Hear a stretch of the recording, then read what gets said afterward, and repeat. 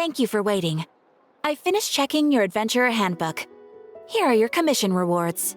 We have no other urgent commissions on the books at present. Thank you for all your hard work lately. Perhaps you two could consider taking a vacation. Amazing! Paimon never thought we'd end up having downtime in Nocturne. Things were pretty hectic when we first got here. Everywhere you looked, it was either the wild hunt causing chaos or the Fatui stirring up trouble. It felt like this whole region was one giant slime in a barrel, ready to go boom at any moment. Sure have. Things were looking pretty dicey, but in the end, we managed to turn it around. Whoa! Paimon just got deja vu! Oh, that's right. It's because we've done this like a million times now. Ah, yes. Are you two aware that the Moon Prayer Night is soon to take place? Oh, yeah! Llama told us that was coming up soon. Wait, why do you mention it, though? Do people in Nasha Town celebrate it, too? Paimon thought it was just for moon goddess worshippers. You're partially right. Most people in Nasha Town just see the festival as an opportunity to do business. They do not concern themselves with the religious element. The festival was first celebrated by the Frost Moon Scions. On this day, they would wear moon prayer blossoms and celebrate the birth of the moon goddess through song and dance. They would also prepare food and handicrafts and give them as gifts to others. Over time, it became Nocturne's most lively festival. Whew! Sounds like fun! Great!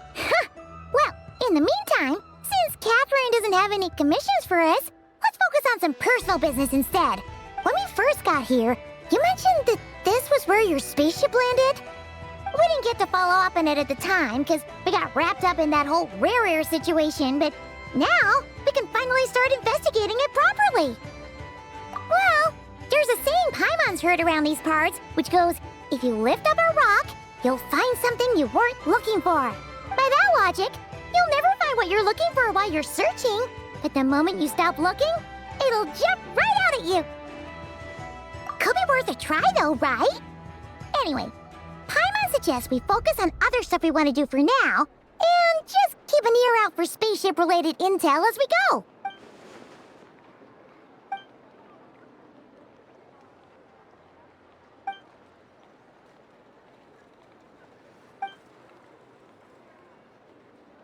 What's wrong? You look super serious all of a sudden. Huh? Paimon gets why you'd be concerned about columbina, but what does the doctor have to do with anything? Oh, that's true. And now that you mention it, we're definitely overdue for a showdown with the Fatui. It is weird that he hasn't shown himself this whole time. What could he be up to? True. Paimon would much rather deal with Marionette anyway. She says the meanest things, but when it comes down to it, she doesn't seem like a bad person. Maybe it's the pressure of being a Fatus? Especially as a Harbinger. Does she feel like she's gotta act tough to keep up appearances or something? But then, every time we headed out with Rarier, she always wound up having to repair Polonia and her other robots. That's gotta sting. Losing face always hurts more for people who care a lot about their image. She's probably still furious about it. What? Relax, she's not even here. Huh? What's the matter? Oh, nothing. Sorry, we'll be on our way now. Where are we again? Oh yeah, Columbina? Right, yeah, let's go see Columbina.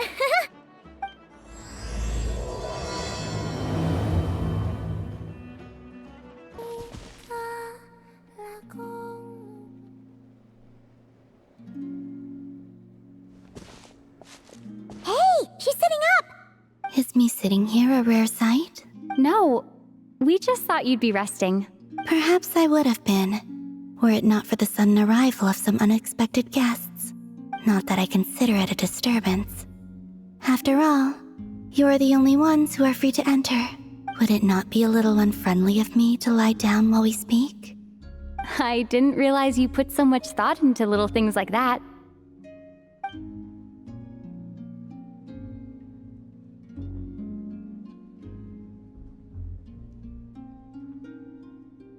Only sometimes. There have been moments lately where I think about you and your companions. They are warm, mysterious, and cozy memories. Very few of my past memories are anything like that. They say that travelers return home bearing bags full of souvenirs. But my luggage was empty, and I believed it would stay that way. Return home? So, you're still planning on returning to the moon? Yes. This planet continues to reject me, reminding me that I do not belong here. If I remain in Teyvat, there will come a day that I disintegrate. And I don't mean reduced to dust or turned into food for the flowers. I mean, I will cease to exist entirely. All right then. Well, we're sure gonna miss you. But it sounds like we'll have to say goodbye. How do you intend to return? The moon prayer night is soon to arrive. On that day, the moon will be closest to Teyvat. The Kuvaki in this land will reach its peak at that time. I merely need to grasp the tide, and with relatively little effort. Oh, Paimon gets it! It'll work like a slingshot! You make it sound like she's gonna get blasted up to the moon. If I did that, I suspect I would crash into the false sky. I will be using a much gentler approach, but I do like the analogy. It's fun. You see? She gets Paimon's sense of humor. In the blink of an eye, the time has come to part ways. It does feel that way, doesn't it?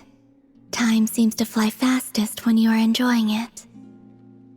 I have always thought of myself as a wanderer on this earth, and it has never expressed any desire to keep me here.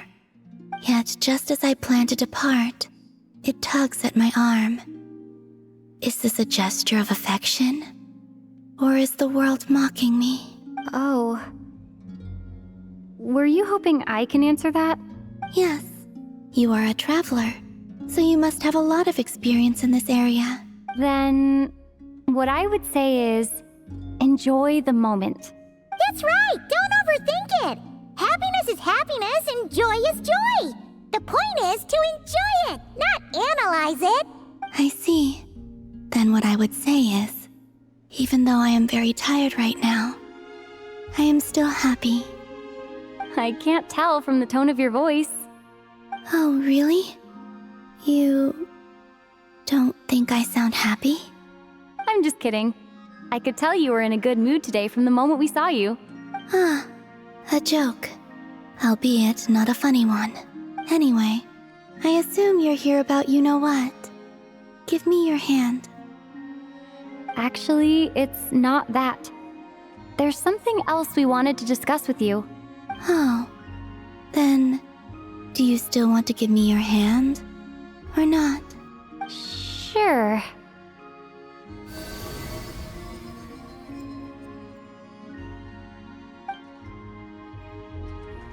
Thank you.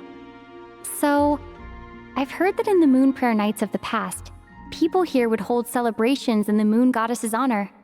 Since you helped so much in our fight against the Reihir of Solnari, I think you deserve a farewell party before you return home. I haven't asked everyone else for their opinions on this yet, but I'd like to invite you to join the upcoming moon prayer night. I've never joined a moon prayer night before. I'm not sure what I would even do. Oh, don't worry about that! We take care of everything! All you need to do is show up. Of course, there's no need to force it if you're not feeling strong enough. It's just, this kind of felt like a golden opportunity. But they call me Kutar, and the Fatui have an arrest warrant out for me. I shouldn't appear in public right now. I'll make it work. You have my word. Yeah, we got your back! Well, she does. Paimon's actually not too sure what she's planning. All right, if you're sure. I will not refuse your invitation. I suppose it wouldn't hurt to pack a few more sights from this world into my suitcase before finally learning what my homeland looks like. Oh, if you see Lauma, please tell her that my answer to the question she asked me is neither yes nor no. Rather, It is. There is no need. That was kinda cryptic, but sure. Guess it's between the two of you. We'll pass along the message. Bye for now!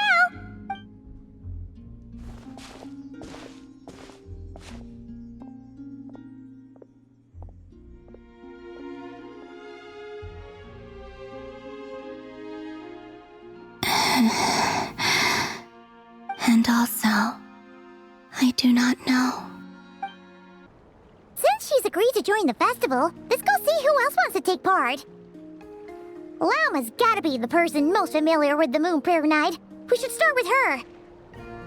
Also, what exactly is your plan to keep her safe? Not sure yet. I'll figure something out. What? Are you serious? And Paimon even gave you her vote of confidence back there! When did you become so sneaky? Hey, Lauma! It's us! Huh? Varka? What are you doing here? Beats me. I had a bit too much to drink last night, and when I woke up, I was on Hisi Island. Mr. Varka is helping to oversee Nasha Town's preparations for Moon Prayer Night. He is here to go over some details regarding the decorations and custom cloth designs. Right, yeah, that too. What do you mean, that too? Yes. Celebrating this festival is a long-held tradition here in Nodcry. On this day, the crescent moon at the top branches of the verdant crest turns into a full moon, and the moon prayer blossoms bloom with a special radiance. Our people take these to be blessed omens. It's an especially welcome event coming off the back of all that nasty business with Rare. Everyone got put through the ringer recently, and now they're looking to turn their fortunes around. The big shots in town all agree that a big, lively celebration is just what we need to rebuild people's faith in this place. No wonder Catherine said that people weren't so bothered about the religious element. That's right. It's become more of a local custom by this point. The celebrations have little to do with whether the religious stories behind this event are true or not. Even the Frost Moon Scions are eagerly awaiting the coming of Moon Prayer Night, despite now knowing that their past beliefs were founded on a falsehood. That's fair. It's a bit like the Lantern Ride in Liyue. It's a chance for people to enjoy themselves, not debate the existence of the Adepti. Oh, one other thing. We just went to see Columbina. We went ahead and invited her to take part in the festival this time. Hope it's okay. Wait, so... you mean she agreed to it? Huh. That's quite a surprise. Then, I suppose that she intends to return to the moon on that day. Oh, yeah! It's kind of a complicated process, but basically, it's like a slingshot. I understand. In truth, I had a feeling that she might make such a decision. Well, if Kuthar has decided to participate in the festival, we should prepare accordingly. Yeah, exactly. She was saying how it could be risky for her to show her face in public. We were wondering if there was any way we could hide her. Unfortunately, the people who carved the statues did an excellent job of capturing her likeness. It will be very challenging to hide a goddess whose face everyone is so familiar with. Darn! We may have bitten off more than we can chew here. Nah, don't sweat the small stuff. We can handle that. Huh? Are you saying you have a plan? Not as such, no, but the most important thing with a festival is to keep the mood light and your spirits up. You can't go preparing for a festival with those long faces. You'll never convince anyone to enjoy themselves. The Mondstatter spirit is strong with this one. As it happens, I agree with Mr. Varka. Let's start by making our appreciation for Kuthar the beating heart of the festive atmosphere. And who knows? Once we get the ball rolling, perhaps everything will just fall into place. Hey! Did you catch that? Lauma said the thing! Or close enough, at least. I'm looking forward to the Moon Prayer Night already. We have a festival in Mondstadt called Windbloom. and you can always tell which couples are celebrating it for their first time by the smiles on their faces. Big, beaming smiles like their whole face is glowing. And I have a feeling we'll get to see that same smile on the moon goddess's face at this festival. Not quite the same, surely. Anyway, I'll take care of business in the city, but I'll have to leave the decor up to you and the Frost Moon Scions. No one else can capture that traditional aesthetic quite like you guys. But lastly, there's the final key element that brings the festival to life. Companionship. Before you leave, let me show you something that we've been preparing. Mr. Varka had asked to see it already, so you may as well tag along. Also, I have some further questions about Kutar's decision.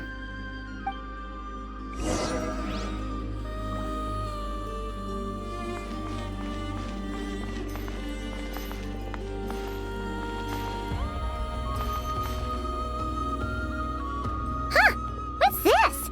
They sure look like they're having fun. I believe so. Kuhenki seem very skilled at playing drums like these, although I'm not sure where they learned it from. Maybe it's an innate talent? In their eyes, they're probably just playing with toys. Luanatar! You want to play too? Yeah. She looks more confused than anything. Maybe we can teach her next time if we get the chance.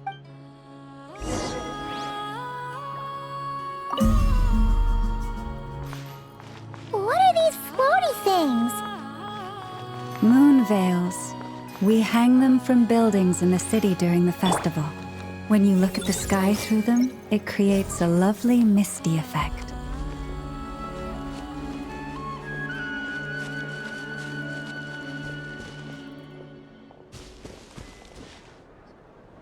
Everyone seems hard at work. They are preparing items for Moon Prayer Night. For instance, the sculpture being made over here, Mr. Varka and I were just finalizing the details of where it will be placed. Ah, there she is. I didn't know the finished article would be so large. Not to worry, though. All the necessary arrangements have been made. Just let me know once it's ready, and I'll get some people to ship it over. You have my thanks. And over here, we are preparing a very traditional confection. Oh, look at all these colors! It looks great! Can Paimon try one? Of course. I have a feeling you'll like it a lot. You bet! Sweets and treats are Paimon's favorite. If you included those in the Feast of the Moon, I bet Paimon would have joined the Frost Moon Scions by now. There will also be verdant crests like this present in Nasha Town during the festival. The timing of Moon Prayer Night is not completely set in advance. We make a rough estimate, then observe the changes in the verdant crests and moon prayer blossoms to guide us.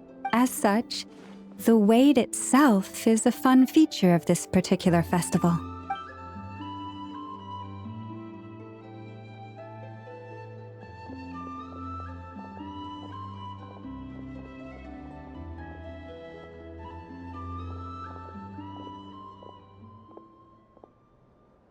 Let's talk here.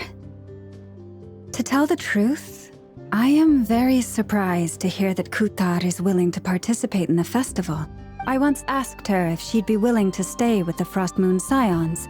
I could introduce her to everyone, and we could be a family to one another. She did not answer, but she has not appeared here since. I took this to mean her answer was no, but if that were the case, she would not have accepted this invitation. Ah, I see. Maybe she is right. Maybe the Frost Moon Scions of today no longer need a moon goddess. But my wish was not for her to come here and be worshipped as a deity. I simply wanted to offer her a place to stay.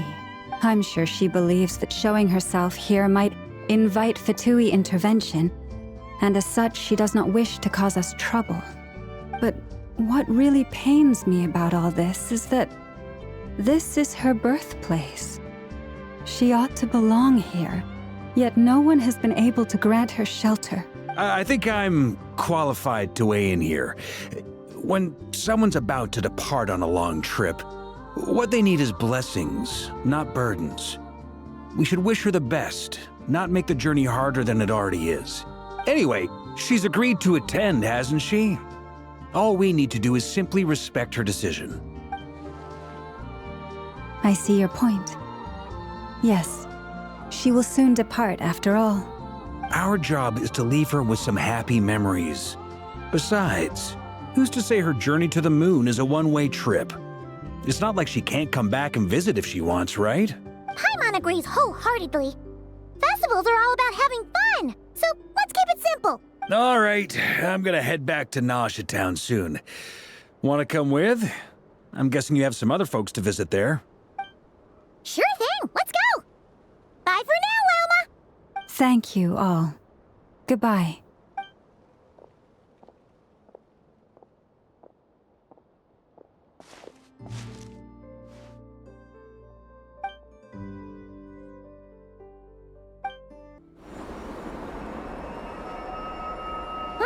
Hey, over there! It's Durin and Albedo with Flints! What could they be chatting about? Your guess is as good as mine. Ah, Grand Master, and the Traveler and Paimon. Hello there. It's been a while. Perfect. We have some new volunteers for our investigation. Wait, let me guess. The righteous Lightkeepers are finally ready to hunt down the Abyssal Dragon? Haha. Yes, that too. Yeah, right! Oh, wait! Why does everyone keep saying that too? Well, to be precise, the facts match, but not the causality. Wait, so I guessed right? Half right! Don't act so impressed with yourself. Maybe I can explain. We ran into Mr. Flint's north of Nausea Town. At that time, we just noticed a few abyssal creatures out in the wild, but the strange thing was, I didn't detect any traces of abyssal energy on them at all. On closer inspection, we realized that they were not real monsters, but something akin to reflections in the water, or perhaps a mirage. Huh? What do you mean? Like, you could see them but not touch them? Exactly. It was very peculiar. They roared and tried to attack us, but we could not make any physical contact with them. I think I've heard of things like that happening in Nocturne before, but I don't know much about it. Yes, it's a known phenomenon. Mirage-like illusions tend to appear in Nocturne in the run-up to Moonprayer Night. From a distance, they appear quite real. I myself thought that Misters Durin and Albedo were locked in battle with abyssal monsters when I first arrived. But after sharing intel and investigating a little further, we can confirm that these illusions are harmless. There is no great cause for concern. All the Mirage stories I've heard are either animals, rocks, or small houses. Abyssal monsters, though? That's a first. It's a first for me, too. So I'm planning to look into it further just to be on the safe side. I intend to inspect a few more locations. What about you two? Any plans? Alice contacted me a few days ago. She'd like me and Durin to assist her with an experiment, but we lost contact shortly after receiving the message. I'm sure that comes as no surprise to anyone familiar with her. We don't know when the wind will blow, yet when the wind blows, we will know. That, in a nutshell, describes how Alice operates. Yeah, that tracks. Okay. Well, I suggest we investigate this Mirage business in the meantime. It's piqued my curiosity, and I'm pretty sure I know someone who will already be 10 steps ahead of us. Well said. Right? Whatever's happening in Nocturne, she always seems to be the first one to know. Let's go see what she knows. We can invite her and her staff to the festival while we're at it.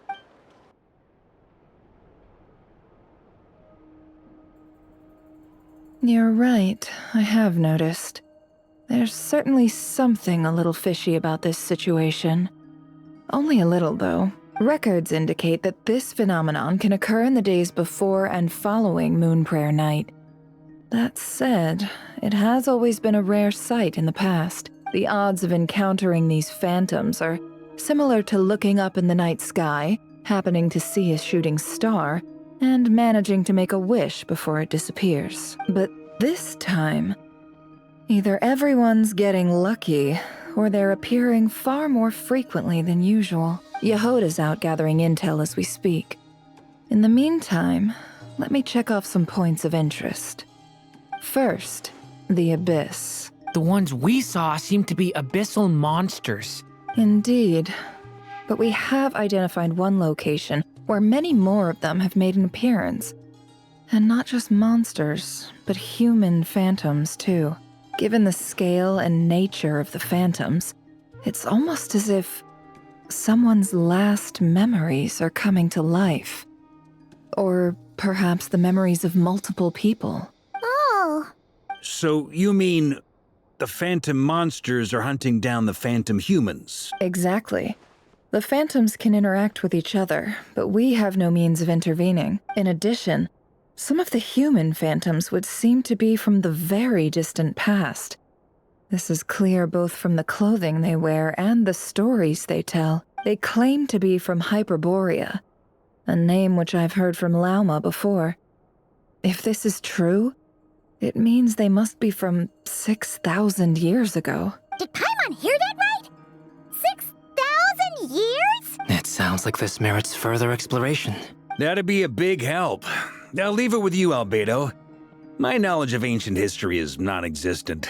I used to doze off every time the pre-Knights Favonius era came up in class. It's quite a miracle that you were able to understand these phantoms' speech, given how long ago they lived. I suppose you're right. But I'll leave the archaeologists to ruminate over that conundrum. As an intelligence broker, my sole interest is in the value of the information I gather, which, in this case, hopefully means earning myself some good favor with our dear Lady Moonchanter. So calculating.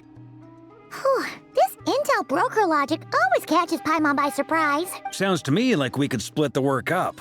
I think the abyssal phenomenon is best left to Albedo, Flints, and me. Agreed. It coincides with my duty as a lightkeeper. For my part, I'd like to understand the abyss better. Even a little knowledge would go a long way. This is certainly a rare opportunity to study the Abyss. But even rarer, perhaps, is the chance to make contact with the Ancients. The Curatorium will take the lead on investigating the Hyperboreans. We put in the work to learn what we know so far. It seems only fair that we get some quantity of exclusive intel. That just leaves our trusty team of 2 unassigned. Since you became an honorary knight, of course. This was part of my grand plan all along. Ha ha! Oh yeah! By the way, we managed to convince Columbina to come to the Moon Prayer Night celebrations. Would you and Yehoda like to join too? She agreed to that? Huh. Quite an achievement. Never underestimate the traveler, I guess. I'd be happy to join. No point shutting myself inside when the streets are all decked out. I doubt any clients will be visiting during the festival in any case, and Yehoda loves a party, so I'm sure she'll jump at the opportunity. No, no, no, no, no, no, no, no, no, no! Way to contradict me in front of... Wait, no, that's not what I have bad news, boss! So many people. Alright, everyone inside, quick!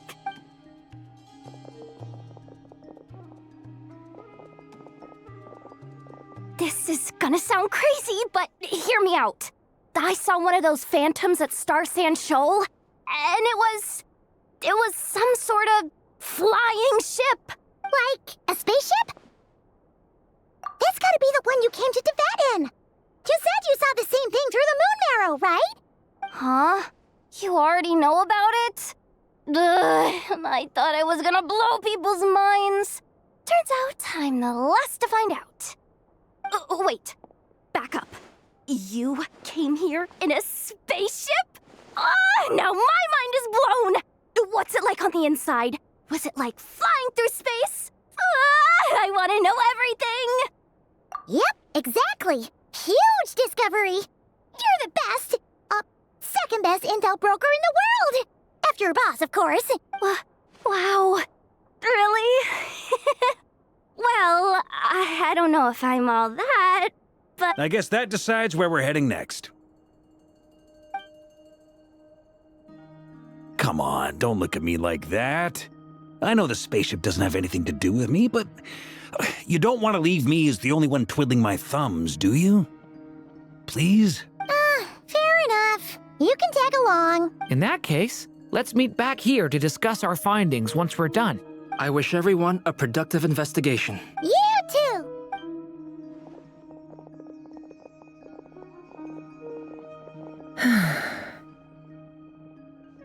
What's up, boss? Aren't we gonna head out? Tell me, Yehuda, when did the curatorium start giving out intel for free? Oh, sorry, boss.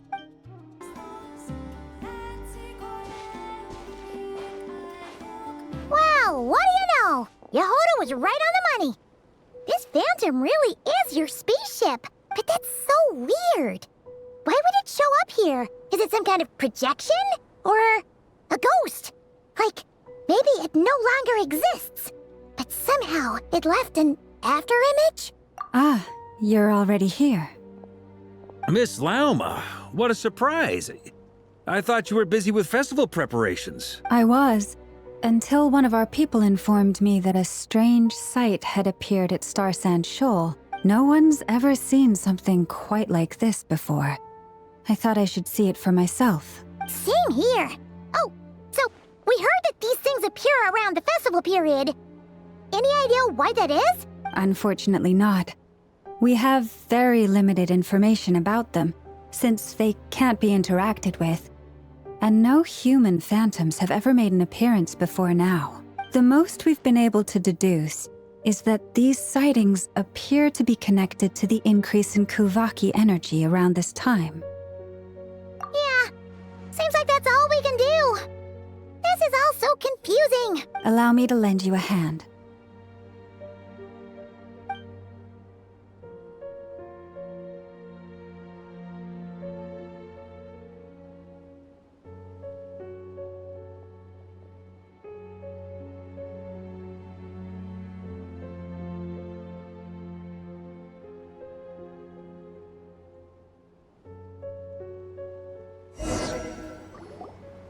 Everyone, our friend here should be able to provide us with some information. Is that a phantom rhymehorn deer? I've heard about how the Frost Moon Scions live in harmony with the animals and can even communicate with them. That's coming in handy now, for sure. Okay. Yes, I understand.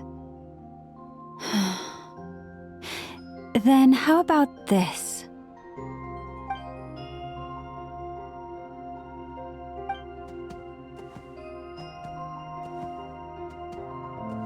Oh, it's leaving. It appears to share our curiosity about this giant spaceship, so I asked it if it wouldn't mind investigating along with some friends.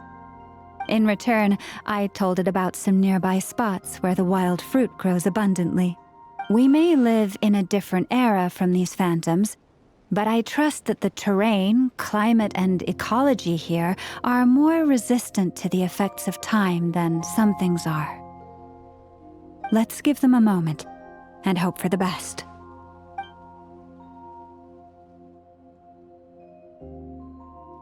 All back together? Must have been a lot of fruit. Indeed. Now let me ask them some questions.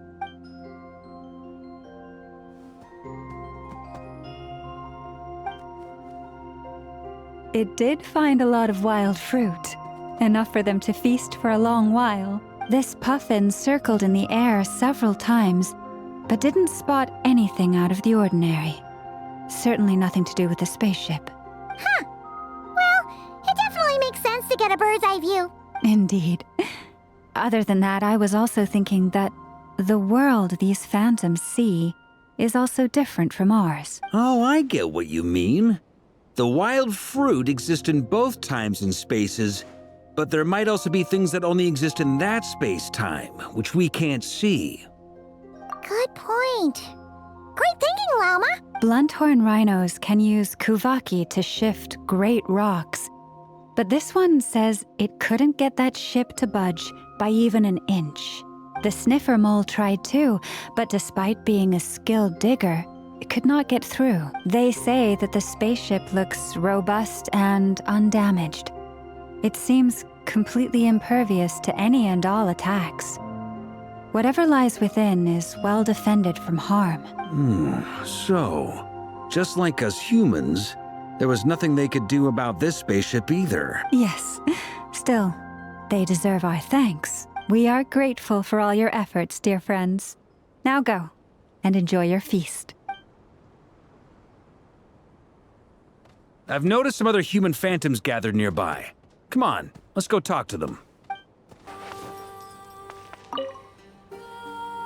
What is this thing? I've never seen it move, and there's no way to get inside. Goodness knows. My grandpa says it's been sitting here at least since his grandpa was still alive. What about his grandpa?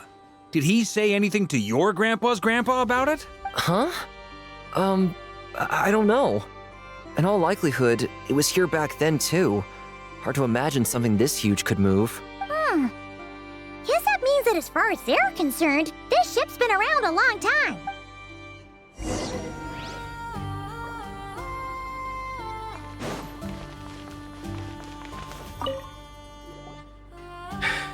Come on, brothers. If we can get even a small chunk off of this thing, it's gotta be worth a fortune.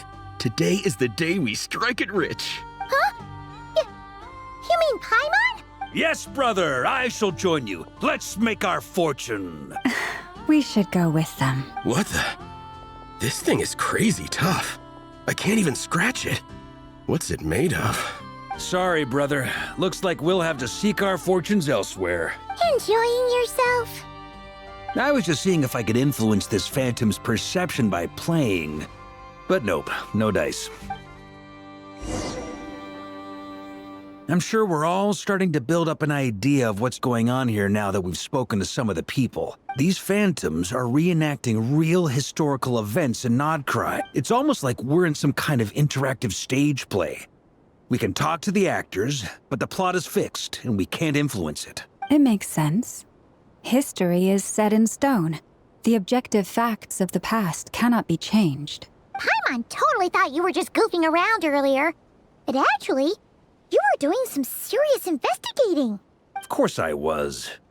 Anyway, at this point, I think we're forced to conclude that although the Phantom spaceship is right there in front of us, we aren't going to learn much about it from these people.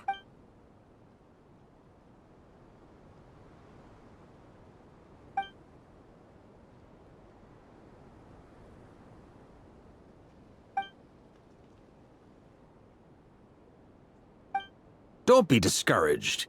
If nothing else, this is proof of the ship's existence. And think about it. So many people tried to hack their way inside, but no one could get the door open. It's made of very tough material. To me, that says that we'll either find the ship itself or the story behind it. It's just a matter of time. Huh.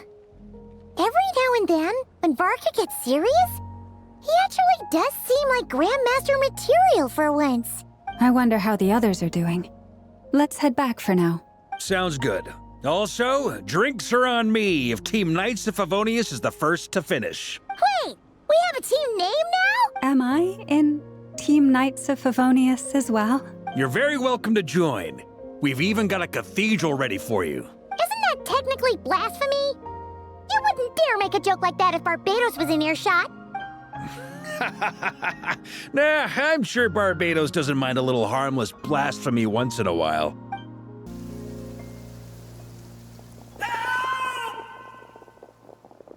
Oh, no! Get away! Oh.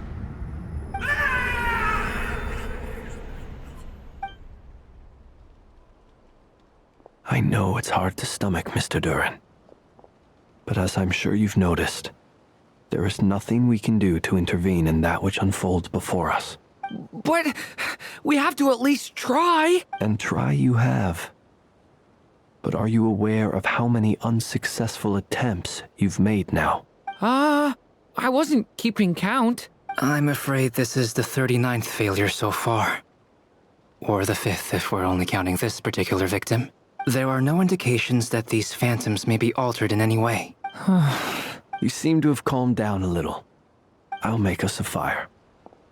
You should rest and have some water.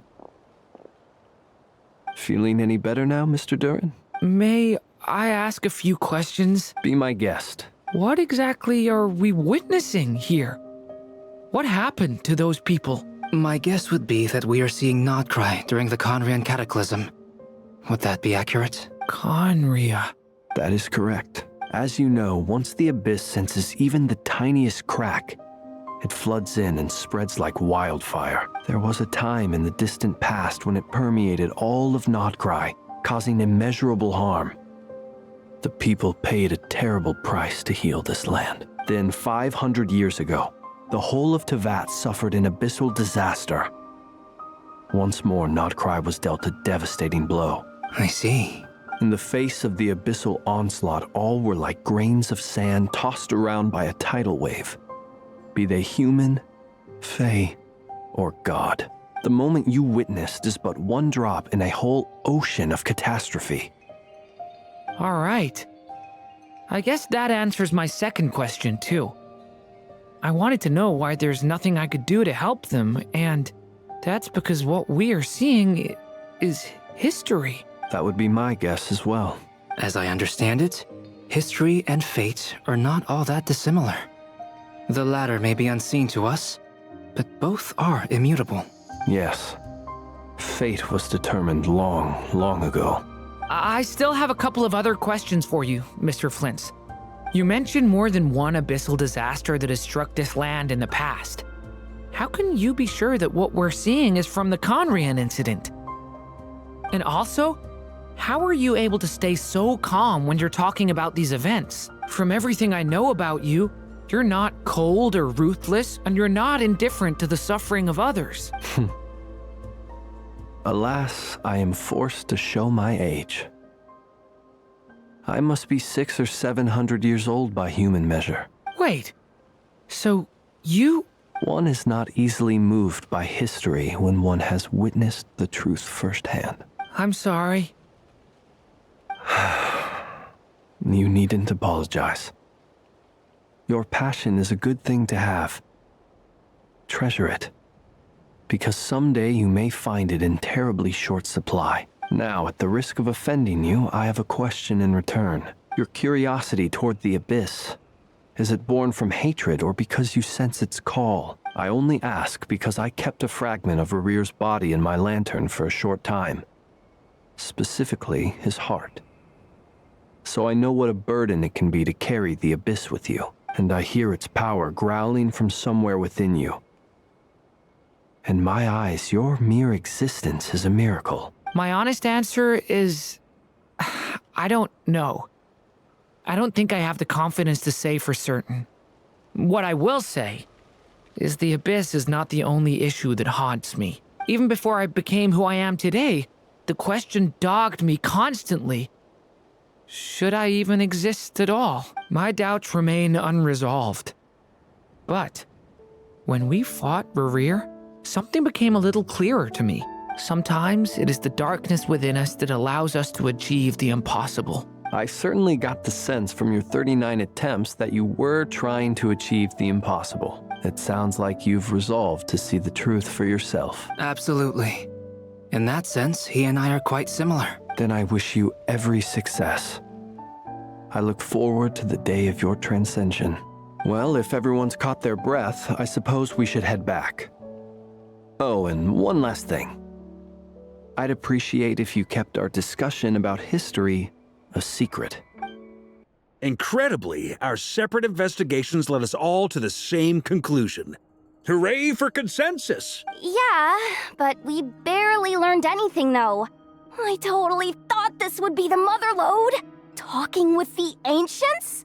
I mean, come on! But nope. All we got was useless snippets of conversation. And all this stuff about moons and hyperopia. What a load of baloney. Seems like people back then had a few screws loose. I understand your frustration. We found the same issue. Each phantom only showed a very brief moment in time.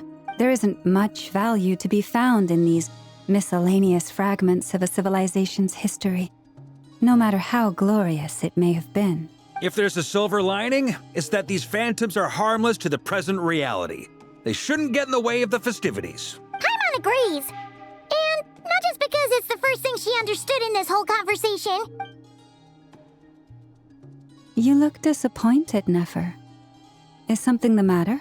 What do you think? We all worked our tails off, but the only one to gain anything from it was you, Lady Moonjanter. Well, please do share the Hyperborean records with me. I will gladly inscribe them in our people's documents. Oh, duh! Yeah!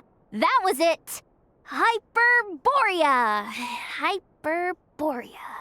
I'm serious. Only an expert in the Frostmoon Scions and their history can turn these records into valuable research material. The alternative is to let them gather dust on the Curatorium's storage shelves until the pages turn yellow. Nefer, you're wise enough to know that cooperating and sharing the profits is the best course of action here.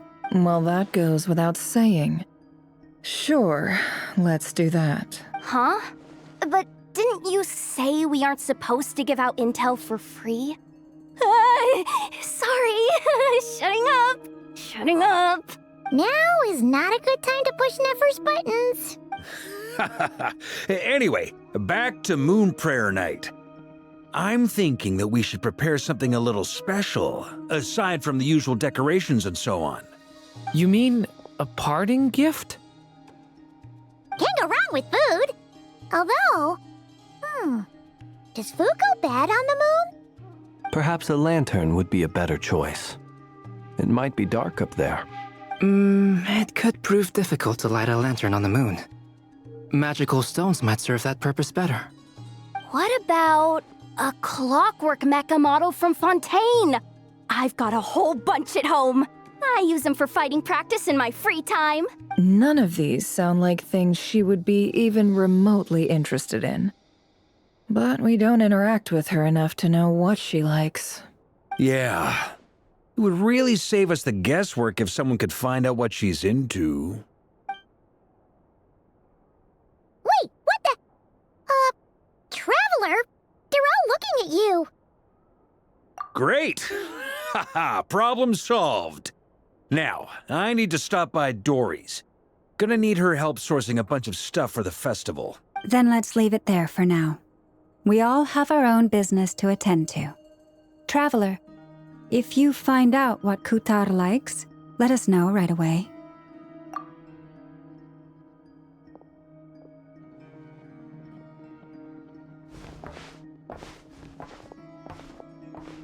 Is something the matter? I'm fine. It's just... I'm still feeling a little rattled after witnessing the horrors of the Abyss. But it's okay. This is something I have to work through. I'll be all right. Thanks for your concern. Well, don't put too much pressure on yourself. If you ever feel like something's wrong, physically or mentally, we're here to talk. Come on. Stop treating me like a kid. Columbina, we're back! Huh? She's not here. Weren't there a few Kuhenki here last time, too? Where did they all go? Walkies? For Kuhenki? You're not pets, you know. Oh, well. Looks like we just came at a bad time. Let's try again tomorrow. There's still a few days until Moon Prayer Night, so we're in no rush. Besides, she needs time to rest anyway.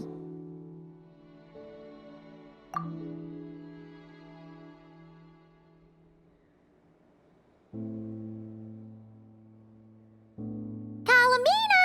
Are you back yet? Oh, how strange. Looks like she still isn't here, right?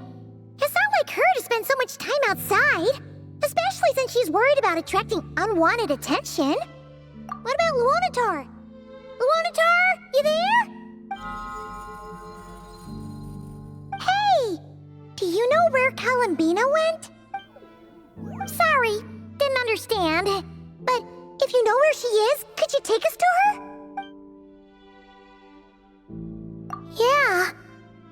even stranger. What about him? Oh, that's not good news. They change color when Columbina gets weaker, right? And they look super pale right now. Good idea. She might know what's happening.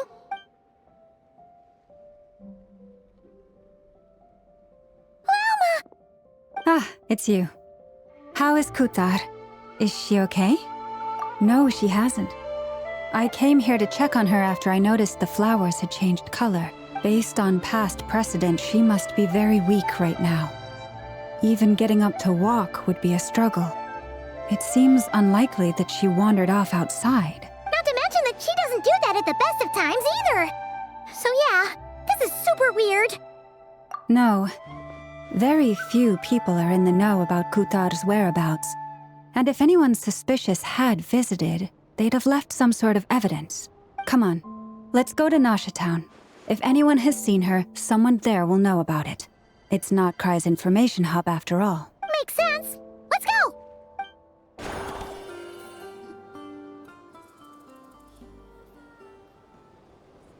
Wait a moment. Is it just Paimon, or is this stall kind of suspicious? It's never been here before, right?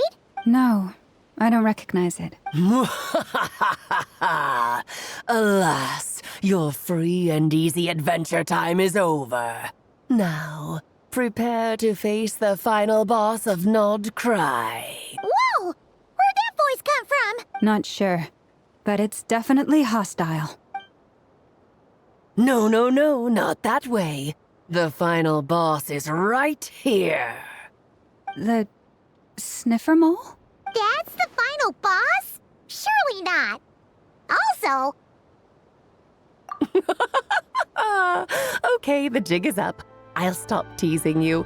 Turn around. I'm right behind you. It seems I've managed to leave quite an indelible impression, even though you've never seen my face. Ah, nothing could make a great mage more pleased with herself.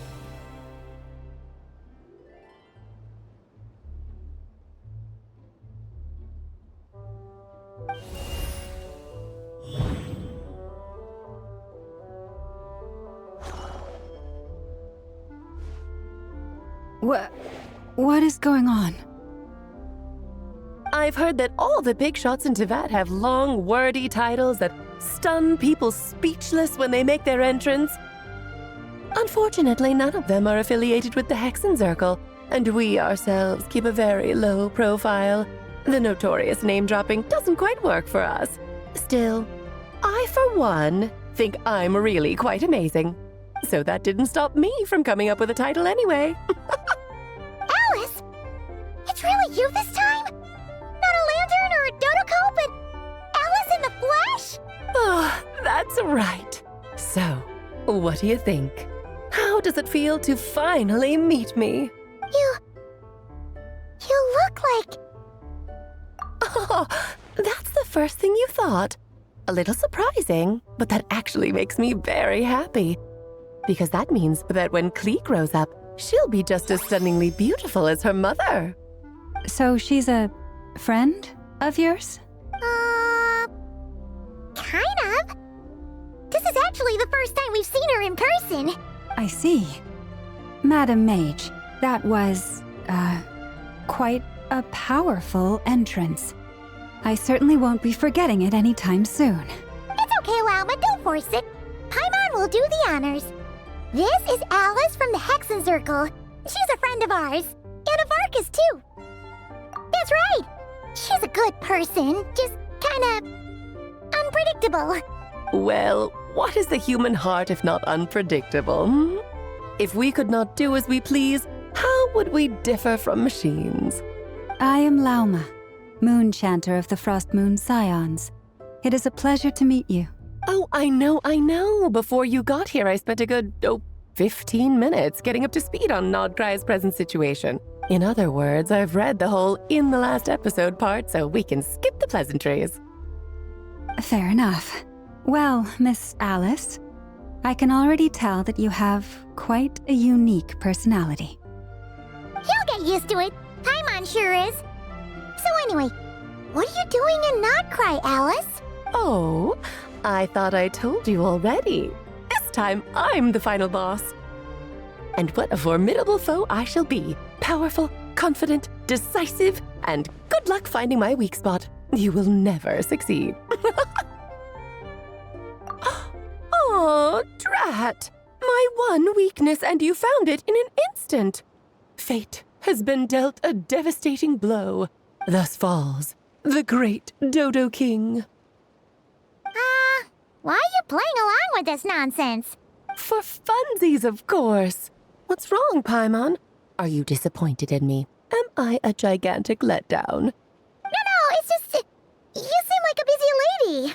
And this is the one time you've shown up in person. Paimon figured it would be for something more high stakes than just goofing around. You're quite right. I'm here in Nocturne because something big happened. Something big enough it caught the attention of the Hexen Circle. It concerns the 3 moons, Tevat's borders, and of course, the moon goddess you are currently searching for. Kind of. Why don't we discuss this over a pot of tea? My main reason for coming on this trip to Tevat was, of course, to have some fun. But I do technically have a job to do as well, namely, maintaining the stability of Tevat's borders. I'll skip over the complicated parts, but to sum it up, abyssal energies are all that lie beyond Tevat's border. We'd find ourselves in a real pickle if they ever made it through, and the phantoms you've been seeing are a sign that the border has been disturbed. No wonder they tend to show up around Moon Prayer Night. Is it because the real moon is now so close to us that its power can cross the border? In part, but only a negligible amount passes through. Just enough to influence the verdant crests and so on. And as you've noticed, there has been an unprecedented number of phantoms appearing this year.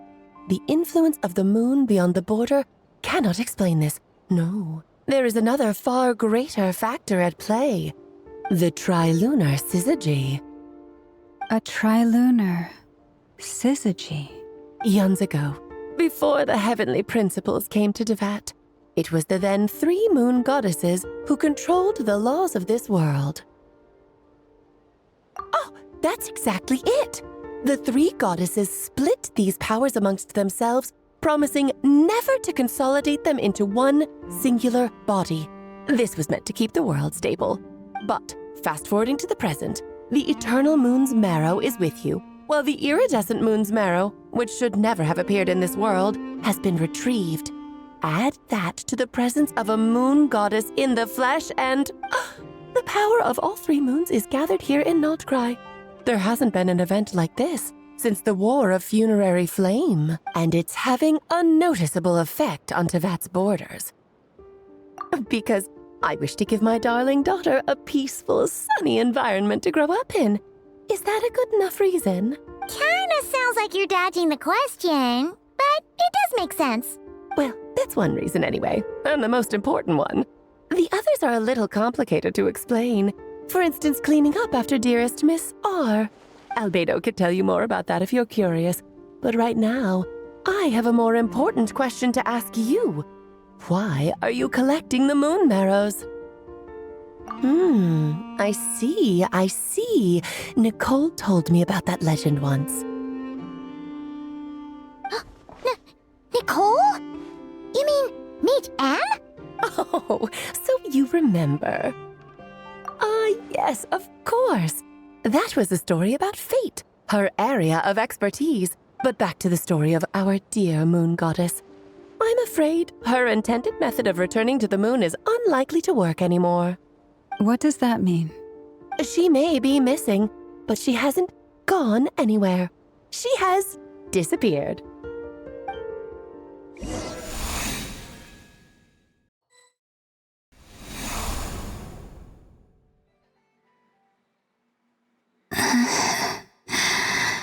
My body is so heavy. Wait, no. It's my mind that's heavy. My arms and legs are as light as a feather. What's happening to me? I feel drowsy, like I've been asleep for too long. Is it daytime or nighttime? Is the moon out? I think I'll go for a walk.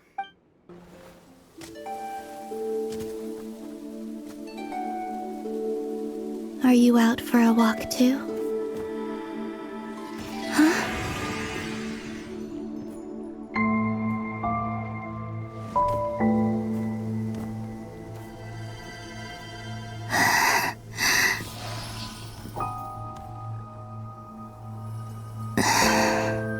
The day has come at last.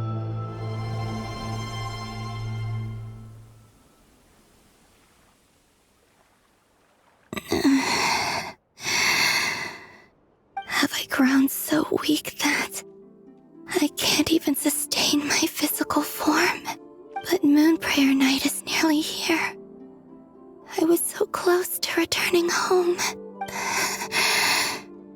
Death is near. Is this how it ends for me? Will I return to the moon after I disappear? Or... I don't want it to end like this. So far, at least, I still exist. Even if not physically, I can still feel. But as my power wanes, I'm sure that too will fade. I suppose I might take one final look at this world. The world where I was born.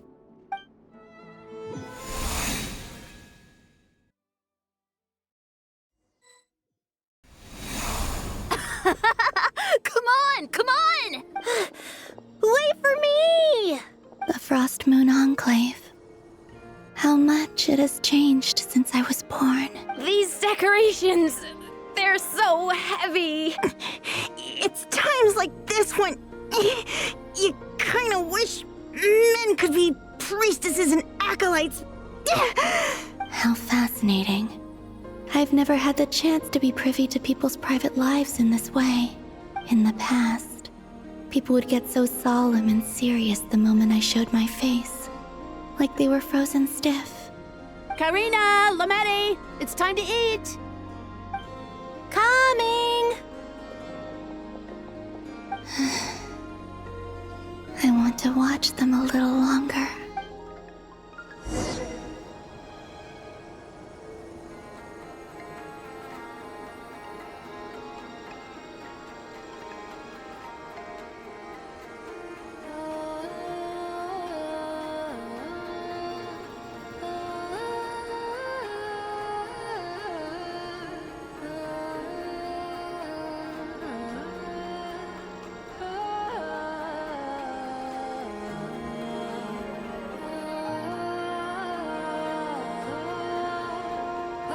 So just fill these balloons with air, right? Yep. Try a couple now to test things out. The rest can wait till Moon Prayer Night. Think fast. Vreda! Teasing an acolyte of the Frost Moon Scions? Surely that's a punishable offense. Take this! Huh? All right, enough horsing around. Lady Lauma gave us a task. We should get back to it. The task is just to check that the balloons don't leak, right? Doesn't matter if we fill them with air or water. Yeah. Okay, you got me there. And you got me there. But still, we can't use all the balloons before the festival even starts. We won't use all of them. And as long as Lady Lauma's trusted acolyte doesn't snitch, this can stay as a little secret between friends. A couple more can't do any harm, right? Oh, you menace. Then, think fast!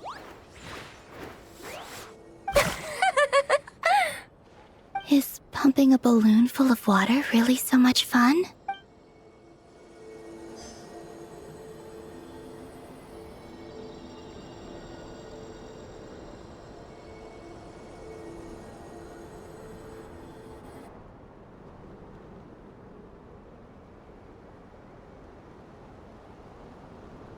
I'm sure you're both tired from playing all day. Come on, eat up. A plain, humble meal. That has always been the way of the Frost Moon Scions. Huh? How come Lametti got a midsummer berry dessert?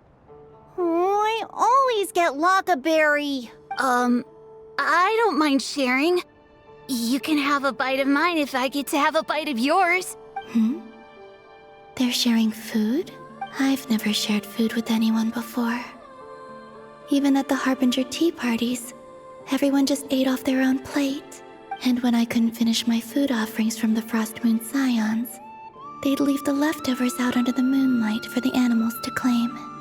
Hey! That was 2 bites! Oh, then you can have another bite of mine. Oh, you too. Oh, don't fret now. Here, have some of Granny's too. So this is what it means to be family.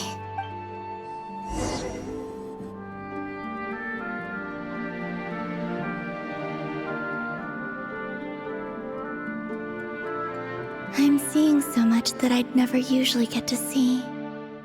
They'd never act like this when I was around.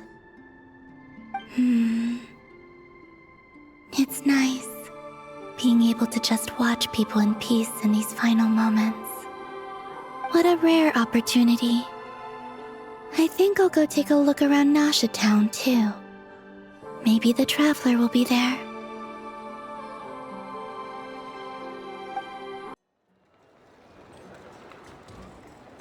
After the War of Funerary Flame, the moon goddesses were no longer recognized by Teyvat. They lost the whole foundation for their existence. That's why the moon goddess's strength is fading. She cannot withstand the world's rejection of her. To be more pedantic about it, the moon goddesses did something to offend the heavenly principles, and that's why they were ousted. Something of a recurring theme in Teyvat's history. Theoretically, speaking so candidly should put me in their crosshairs too, but they can't tell me what to do. I'll say whatever I want. Anywho, the Moon Marrow energies were but a drop in the bucket for her, and that battle against the Ray Hair of Solnari only weakened her further. Fortunately, it happened close enough to Moon Prayer Night when the Kuvaki concentration here is high. That's the only reason she managed to survive this long. What do you mean, fortunately? You said she disappeared. We're too late. Oh, what a headache. I thought this was all common knowledge. I guess I have some more explaining to do. Okay, buckle up. It's time for another lecture.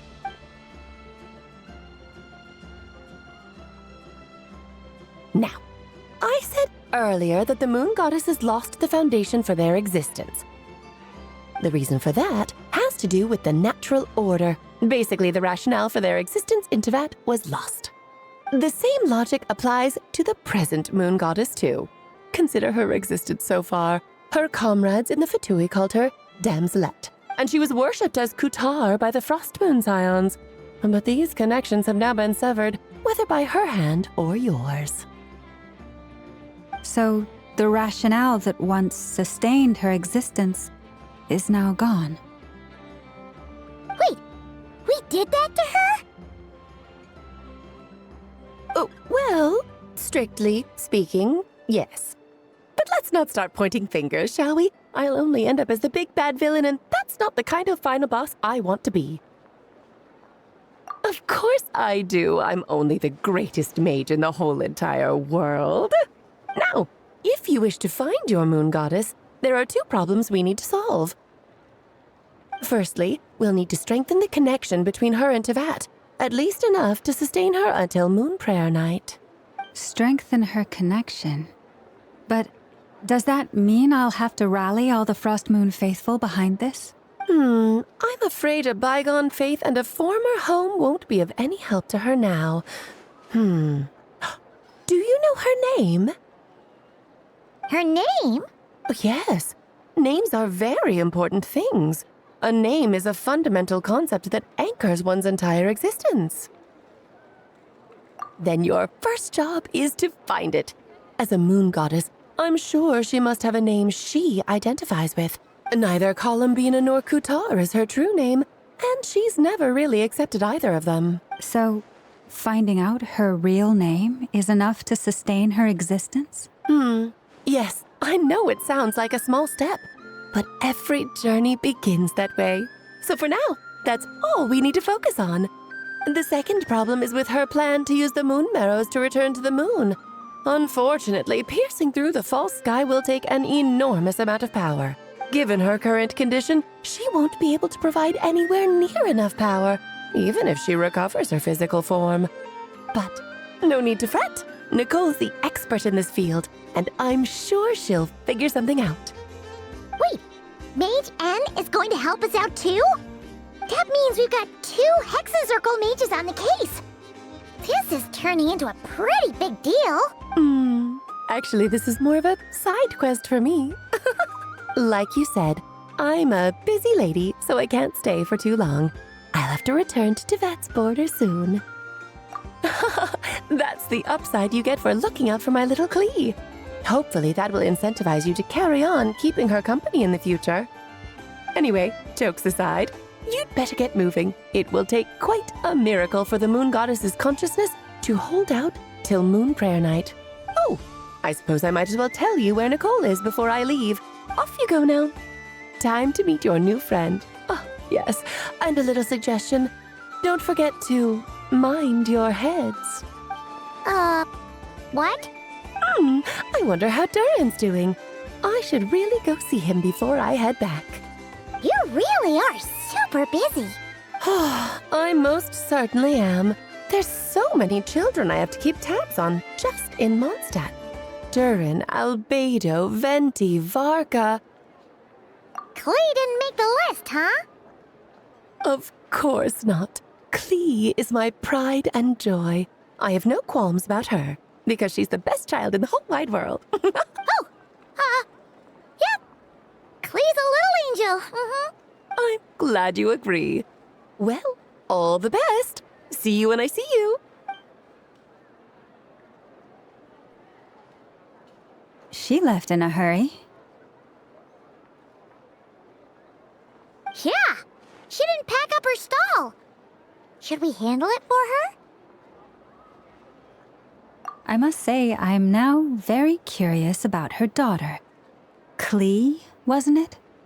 What's she like? That's a long story. Come on, we'll fill you in as we go.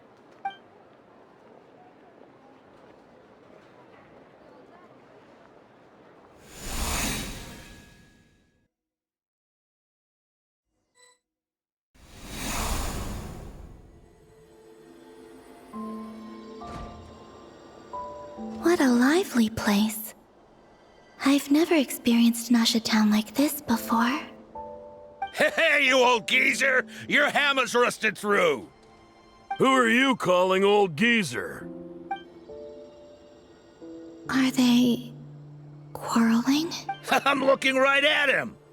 You've really gone downhill since giving your daughter free rein in the workshop. Can you even swing a hammer anymore? It shouldn't take you days just to fix a single chair.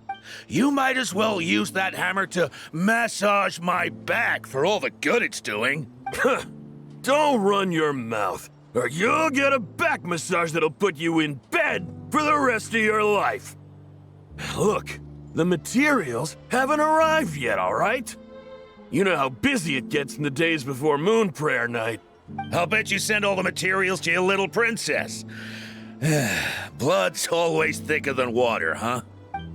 All right, you've made your point, Uncle Koski. As soon as the materials arrive, fixing your chair will be the #1 priority. And Dad, if you've got time to chat, why don't you lend me a hand, See? Lolka knows what the score is. I guess they're friends. But the way they spoke to each other was so ugly. Then again, it wouldn't be the first time I've seen something like this. Columbina! Sing outside my door in the middle of the night one more time, and I'll unscrew your vocal cords. You hear me? Oh, Zandrone. So that was her way of trying to be friends with me. What a pity. I won't get the chance to say any ugly things in reply.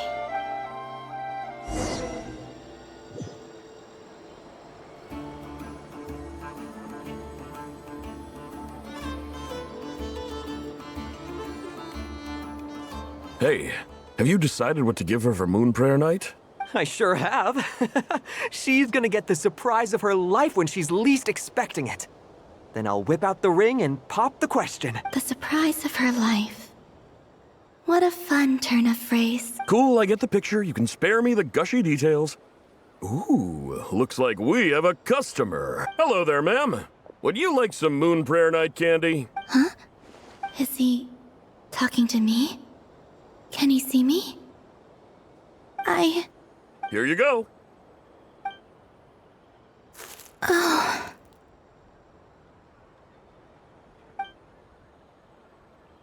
Come back anytime. Right. Now, where were we? I don't know why, but I still held out hope.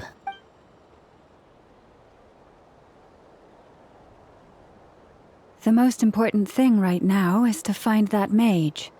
This name thing seems super important too, but where do we even start looking? I'd better go pay the Fatui a visit.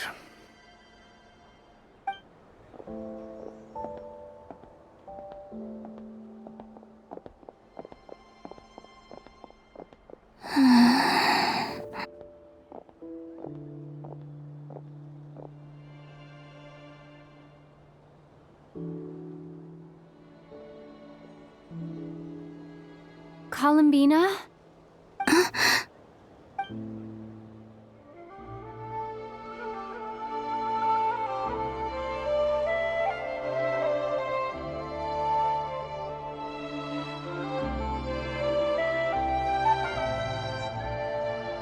Traveler? Let's go! This is no time to be spacing out!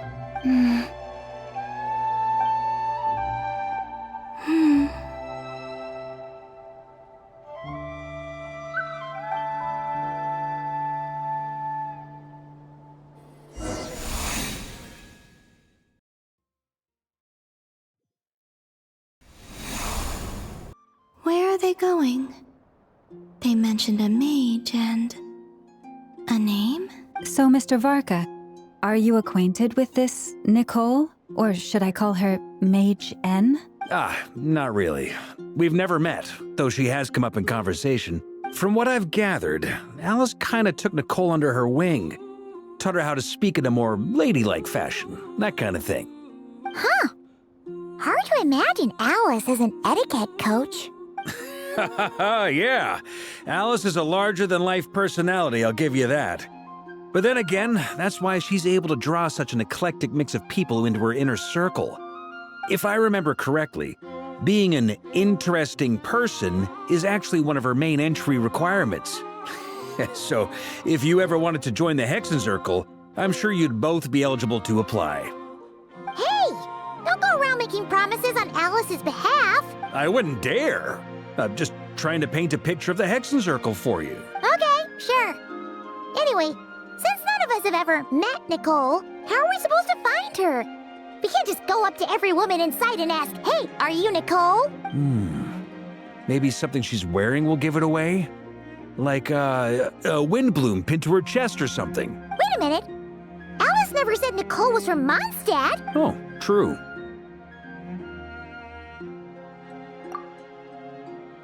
That would be this young lady, then?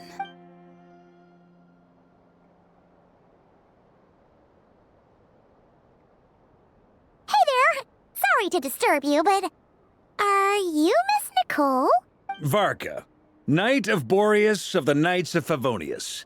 Alice might have mentioned me before. Have we got the wrong person? Sorry. Well, this is awkward. When I shook my head, I meant, no, Alice hasn't mentioned you before. Huh? Where is this voice coming from? My apologies. For certain reasons, I am unable to speak. This is the only way I can communicate with you.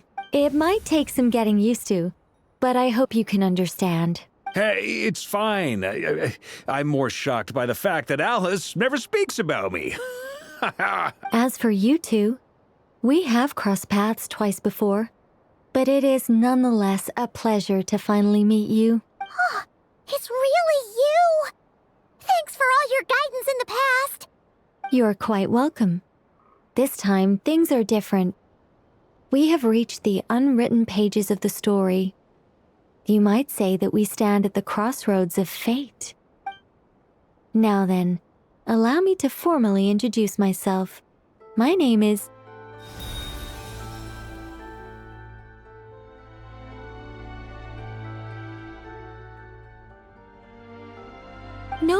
No, stop!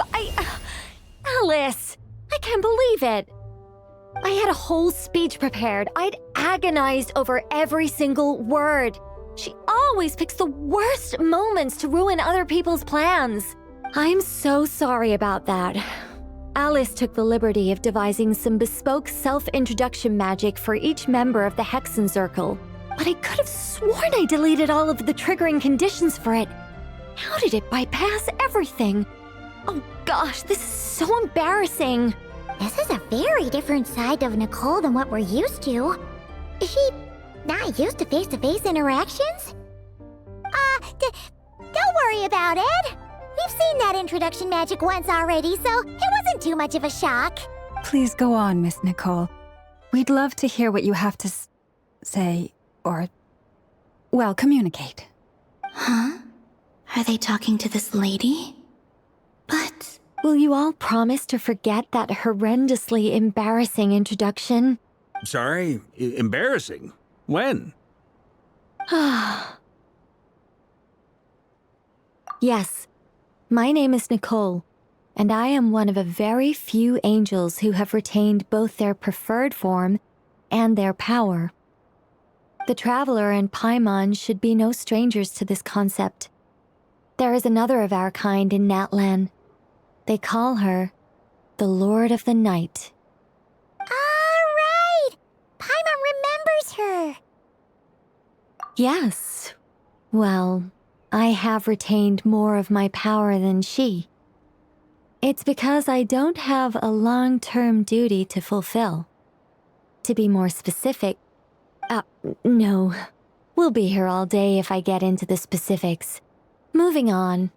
If I'm not mistaken, you are here because you wish to learn how one might reach the moon beyond the sky. That's right. Is that something you can give us any guidance on? Yes, I do know a way.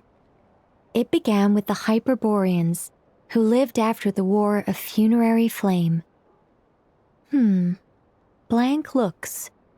Maybe I should start with the background of the war, or maybe not. It shouldn't be an issue. I'll fill in the gaps for you when we have more time. Anyway, after that war ended, the three moons retreated to beyond the false sky. The Hyperboreans were humans I once aided.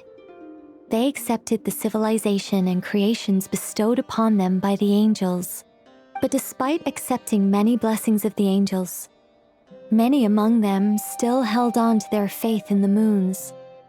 They were reluctant to accept the new order, even after the War of Funerary Flame. They sought to contact the moon goddesses beyond the sky and receive their guidance. But all three had passed away by that point. This mage has a unique method of communicating. Is she talking about the moons? Yes, but they did not know. And so, still they prayed for the moon goddess's mercy. After building titanic structures that consumed vast amounts of Kuvaki, at last they glimpsed the moons and heard their voices. But of course, they were gravely disappointed, for it was then that they realized the three moon goddesses were dead. Oh, that's such a sad story. It is. Humanity was in a very sorry state at that time. The angels who had once aided them were gone, and the War of Funerary Flames had left them homeless and destitute. Just a second, I gotta ask. How relevant is all this history to the task at hand? Well, I mean, it's... Okay, it seems we've drifted into irrelevant narrative waters. It's been a while since I've had the chance to speak inside someone's head. As soon as I got started, I lost control and the words just flowed out like a waterfall. What I'm trying to say is, Right, yes, that's it. The relevant part is the ritual created by the Hyperboreans.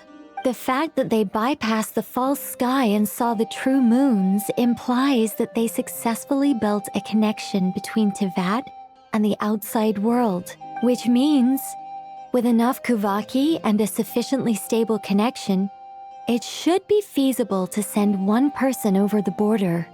Okay, so they built some kind of portal? Oh, yes. A portal. Yes. Is something wrong? You sound disappointed. I just didn't expect you to summarize it so well. It turns out I could have said all that in one word, if only I'd managed to think of it. No, please, it's fine. This is invaluable knowledge. I'll be sure to record and preserve everything in writing. Oh, really? Well, in that case, I suppose I could backtrack and add some more detail. I did gloss over a few things so far. Whoa, whoa, whoa, time out. Let's summarize what we've got first. The Hyperboreans were the last ones to use this method, right? So we somehow need to find whatever structure they built and make sure there's enough Kuvaki to power it up. Luckily, we have the moon marrow of both the eternal and iridescent moons, so we're all good for Kuvaki. Which means the key issue we need to focus on is finding the place. Am I right so far? Yes. Although I expect the structure is long gone by now. That said, what if we could take advantage of the phantoms to travel back to a time when it still existed? Well, travel back isn't quite accurate. It's more like we'd be creating a handshake between 2 points in space-time. We wouldn't even have to pick a time when it still existed. It could just be a time when it still appeared in phantom form via projection, or we could project our own phantoms, fold them together, and... You look lost. Was that too hard to follow? Yeah, things got a little, technical there. Paimon's brain is reaching capacity. All right. Let me think about how to put this more simply. Okay, got it. Over the next few days, I'll search for phantoms that we can use. Once I find one that meets the criteria, I'll let you know and we'll regroup. By completing certain rituals, specific individuals will be able to enter the phantom and make it to the Hyperborean structure. If everything checks out and it looks feasible, we'll just need to wait for Moon Prayer Night, and we can send the moon goddess back home. I'm really skimping on the detail here. Is this making any sense at all? I think so. For now, we'll just wait to hear from you. Yes. Basically, yes. Great. Counting on you. In the meantime, we'll focus on finding the moon goddess's name. My name? Are they looking for a way to stop me from disappearing? Excuse me, Miss... Go on, Miss Nicole. This conversation was a little all over the place. I didn't catch your name. I am Lauma, of the Frost Moon Scions. Ah, I did wonder. I noticed that you listened very intently when I spoke about Hyperborea and the moon's history. If you'd be interested, I'd love to visit you this evening and go through it again in greater detail. Also, if you were serious about making a record, it would be too risky to simply write down the raw details as is. I would suggest some tweaks. Maybe rewrite the stories as fairy tales or fables, perhaps even prayers. Anyway, we can cross that bridge when we come to it. So, see you later then? Oh, and no need to prepare anything. Just a cup of tea will do. See ya! She seems friendly. It's just... It's so nice to find someone who's actually willing to listen. I've been dying for a chance to finally go through all this systematically from start to finish. Any longer and I'd probably start forgetting it. Now Paimon gets why Alice told us to mind our heads. What did I tell you? A lot of quirky people in Alice's orbit. Now then, the next order of business is, where do we start looking for the moon goddess's name? Maybe the rest of what Nicole has to say might give us some clues. Once I've heard her out, I'll summarize the salient points and share them with you all. I'm also inclined to review our other documents. Yes, our faith was first established by our Hyperborean ancestors, but many of the more factually accurate records are from after Kutar's birth. Sounds like we're gonna follow Columbina's journey through Devat, huh? In that case, we'll start by heading to the Frostmoon Enclave. Sounds like a plan. Take this with you. I'll see about getting in touch with the Fatui. It'll probably just be Arlecchino and Sandroni again. They're the only ones who would want to help. Thank you, Mr. Varka. Don't mention it. Honestly, I'm more comfortable dealing with the Fatui than prying into the details of a young lady's childhood. Catch you later. I should follow them, just in case there's some way that I can help. A while ago, I took the time to organize all documents in our possession that pertain to Kutar. What you see here is the material I consider reliable. You're saying there's unreliable material too? Yes. Most of the information we have was transmitted through an oral tradition. Inevitably, some of her stories were mythologized and deified over the years through countless retellings. That's why I organized them into reliable and unreliable. There's no sense seeking answers in history unless we can ensure the veracity of the historical record. Makes sense. All right, let's take a look through.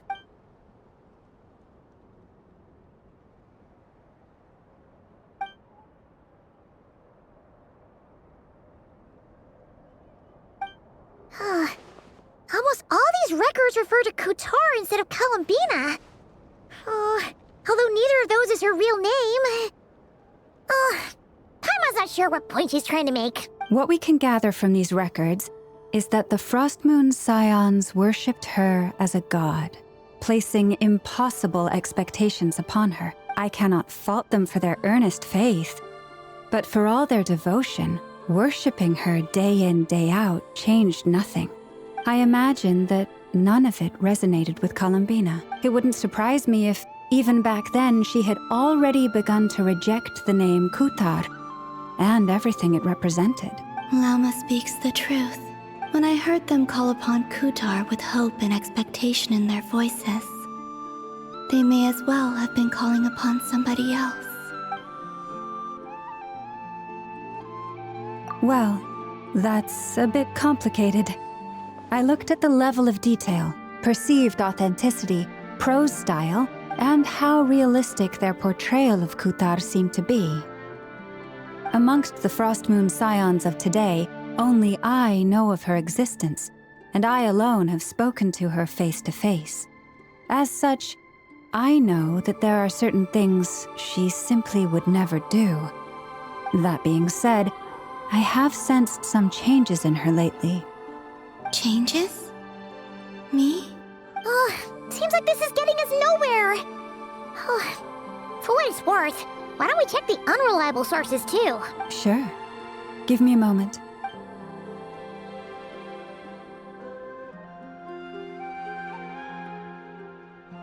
Exerting but a fraction of her divine might, Kutar sheared a great mass from the snow-capped mountain and cast it into the sea, upon whose surface shone the mirror image of the moon. Thus was formed the island of Hisi.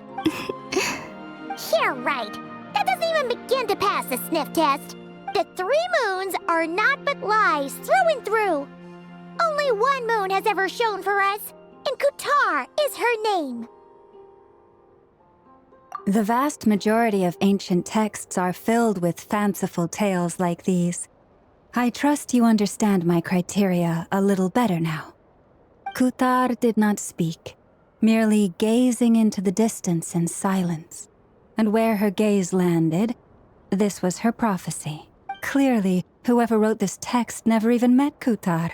Otherwise, they'd know that her eyes are always closed. What about you, Traveler? What are you reading? Come on, let Paimon see. The child wished to build a wooden nest with which to shield a fledgling bird from the cold. But being so young and lacking in strength, The child could not snap the branches from the tree Kutar was passing by. Upon seeing the child, she summoned forth a Kuhenki, who built a beautiful nest for the child. I remember that. Not knowing the meaning of Kutar's divine intervention, the child dared not to respond, and thus ran home to call their parents. But Kutar was gone. The moon chanter declared the event a miracle and took the nest as a relic, placing it on high for all to see. The child was named as one favored by the goddess and was greatly respected amongst the people. Yet, no further miracles were bestowed, and this matter was forgotten in but a few years. Huh. Any thoughts after reading that? Yeah. Columbina probably just wanted to join the kid in making nests. Ah.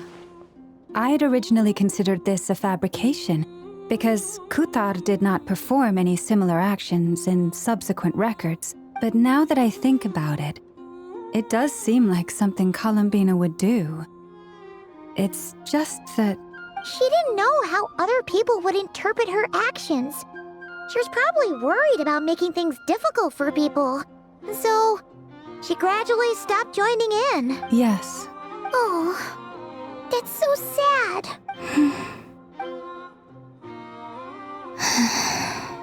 And now, I can make no such gestures of warmth, even if I want to.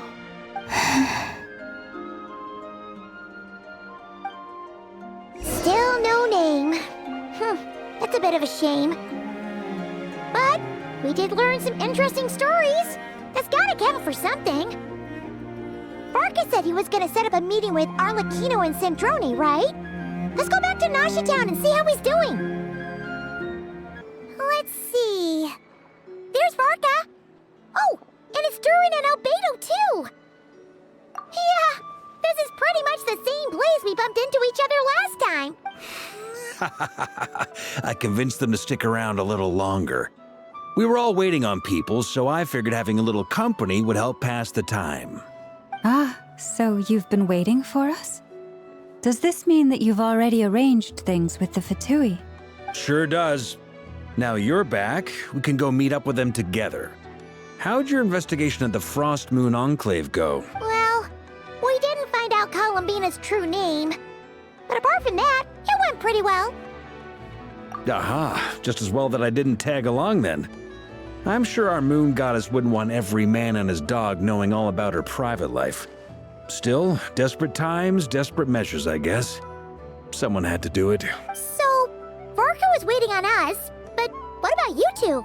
Are you waiting for Alice? Oh no, we already met with her. We discussed that experiment I mentioned to you last time. Oh, and she also handed me this communication device. That's right. I understand she informed you about the relationship between the phantom phenomena and Tevat's borders, yes? She wants me to help her with some more experiments on that front. She said that she'll contact me through this device with more information. Ah, I see. Following instructions and making observations. Pretty common research method. Takes me right back to Albedo's lab. Wait, then who exactly are you meeting? Someone you know. Albedo's met him too, but I don't think Miss Lauma or the Grand Master have been introduced. Introductions are overrated, especially in cases like this. It's you! So? It's not like the academia has prohibitions against going abroad. Also, I applied for leave. I've been writing to Hat Guy since obtaining a human form. I've already brought him up to speed on everything that's been going on in Nocturne. Hat Guy? Turns out, I actually have heard that name before. Oh? Then why did you react the same way I did? I only knew the name, not the fella. But since we're all here, let's do some introductions for what it's worth.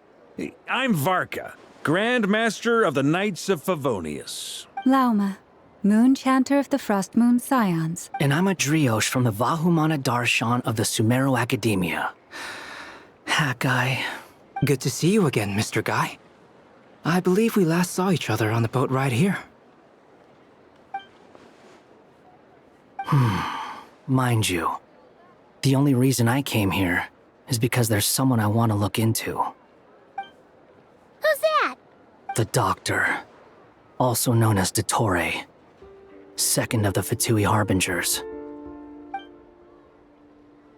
From the tone of your voice, it sounds like there's bad blood between you. I was reviewing our archives and noticed that a lot of information about him was missing. Left a bad taste in my mouth. That's all there is to it. Dottore, or Zondique, as he was then known, once studied at the Academia, but he got kicked out before he could graduate.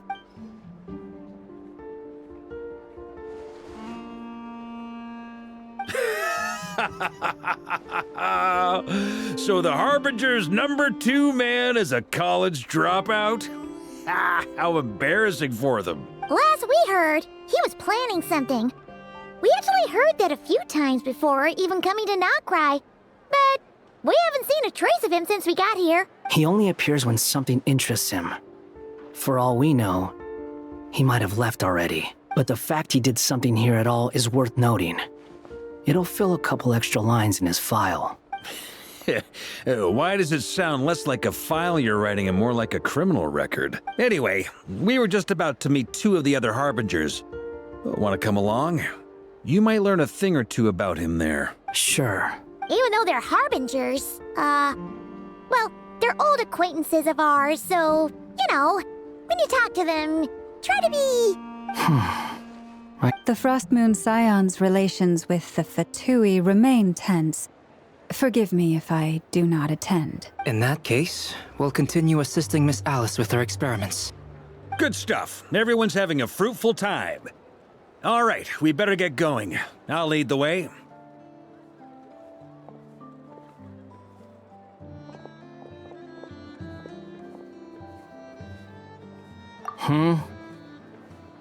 Well, yeah, that's obviously part of it. But I'm not the only one who has a score to settle with him. Neither you, nor Lesser Lord Kusanali, nor I want to see him meddling with things again. What's the hurry? Don't worry. Pigeons always know which way home is.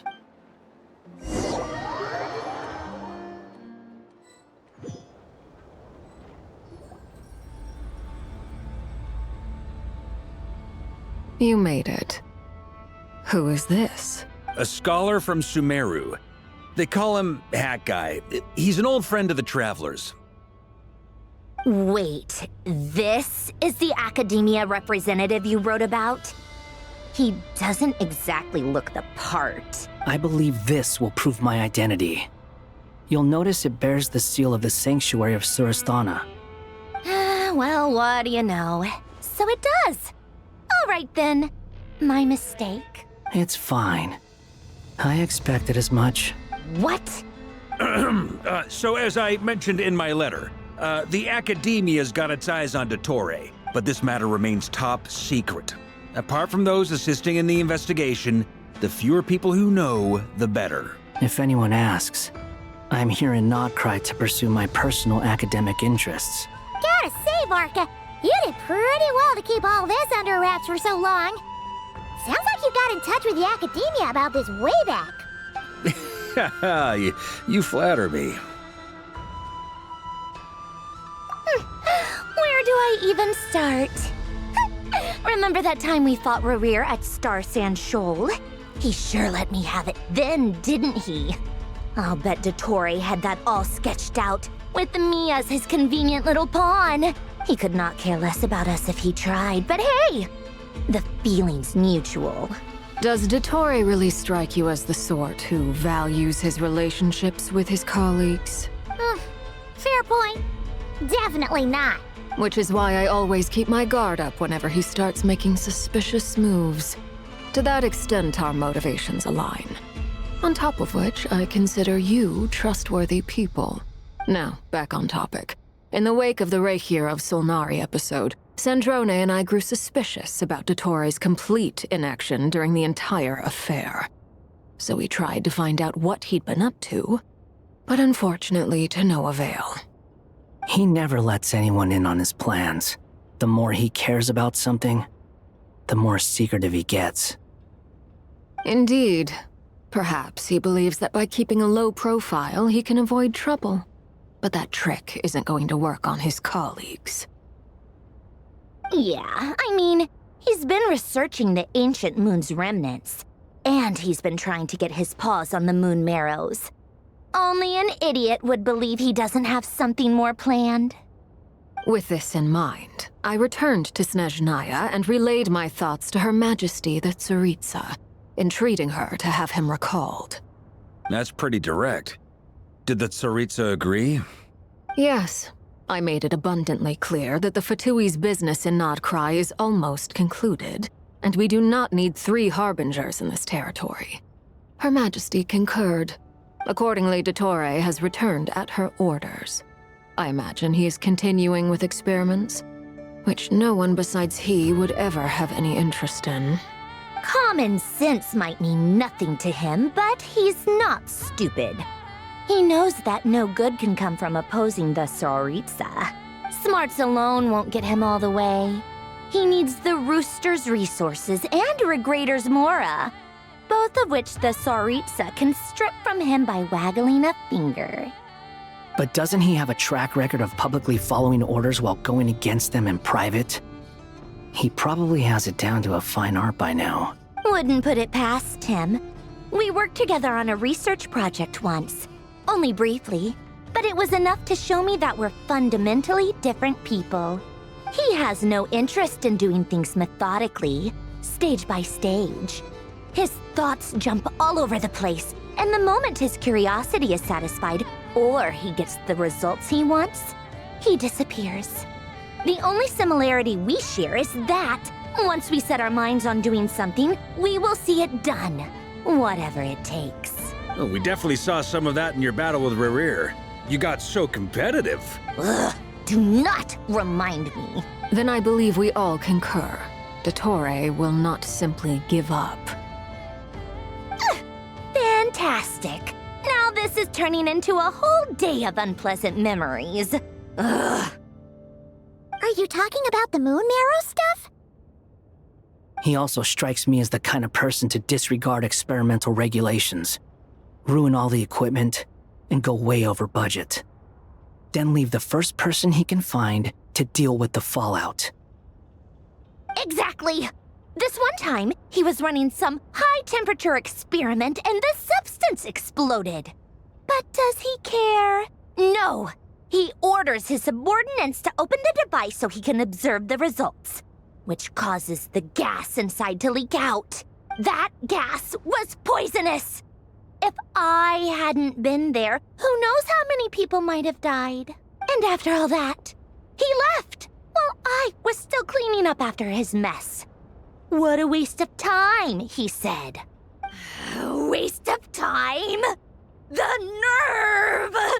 He wasted my time! You've been bottling that up for a while, huh? Hat guy, I must say, you seem awfully familiar with internal Fatui affairs, especially when it comes to Dottore. Thank you, Lady Harbingers, for providing such valuable information. I have no other questions for now, so I'll be on my way. Wait, what? You're just gonna leave? You're welcome to join if you want. Ugh. Just when Paimon thought he'd finally mellowed out. He makes quite the impression. I'll say. I've met tons of headstrong people, but not many of them would join me in bad-mouthing Dottore. Anyway, back to the main agenda. Barca, you said that Columbina has gone missing? Or rather, disappeared. Yeah. We're working on building a connection between her and this world. The simplest method is to find out her real name. I've actually asked her that question before, but she said she didn't know. Considering our relationship, I doubt she was lying to me. As far as I recall, she was never dispatched by Her Majesty to claim a gnosis or anything like that. The Tsaritsa's plans had long contained a place specifically for her. I always thought that was weird. What could she do that the rest of us couldn't? Knowing what we do now, it's probably something related to Kavaki, right? More than likely. When she first arrived, Columbina would often go to Her Majesty and ask when she could start the task assigned to her. But Her Majesty always gave the same reply. The time has not yet come. So she spent her days in Snezhnaya doing basically nothing. The Tsaritsa has summoned a beautiful blind maiden to be a harbinger, giving her the third seat by virtue only of her enchanting voice. It was a dumb and stupid rumor, but the reality of the situation made it hard to refute. And what happened after that? I imagine she stopped caring. She no longer seemed to care why she had been recruited, and Her Majesty never gave her any missions, so she just continued to sing in the flower garden. For my part, I was busy. So busy, in fact, that watching someone be that idol had me fuming. But still, I got the sense that she had long been used to a life of other people claiming she was needed when she wasn't. I just felt that having a place to stay would cost me something eventually. And so I waited quietly for the day that I would have to pay the price. And on the other end of that spectrum, you had me. Someone once told me that I had the lousiest work and the toughest luck. That's a good way of putting it. I forget who said it, but those words have always stuck with me. But you've done your job exceptionally well all this time. Because at heart, you are a conscientious person. What is it? Something come to mind?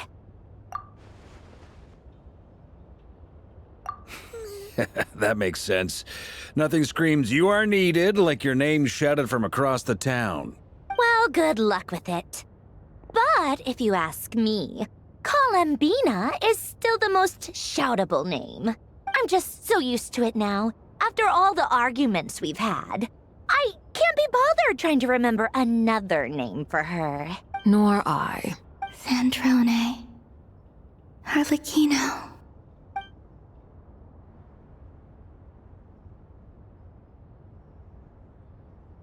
Huh! It's a Sealy! Does that mean Nicole has news for us? Ladies, I thank you for your hospitality. If the chance ever comes up, I definitely owe you both a drink sometime. I'm sure it will. You can make your own way out. Heck, you've been here enough times, you probably know your way around better than I do. Okay! Time to do what adventurers do best. Follow that Sealy! Here you are.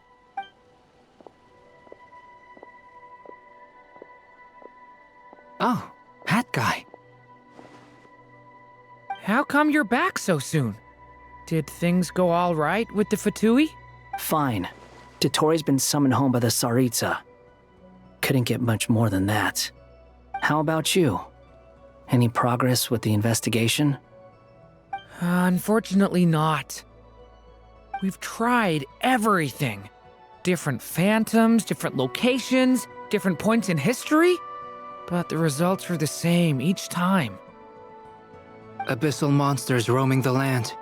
People crying out in despair, with no hope of being rescued.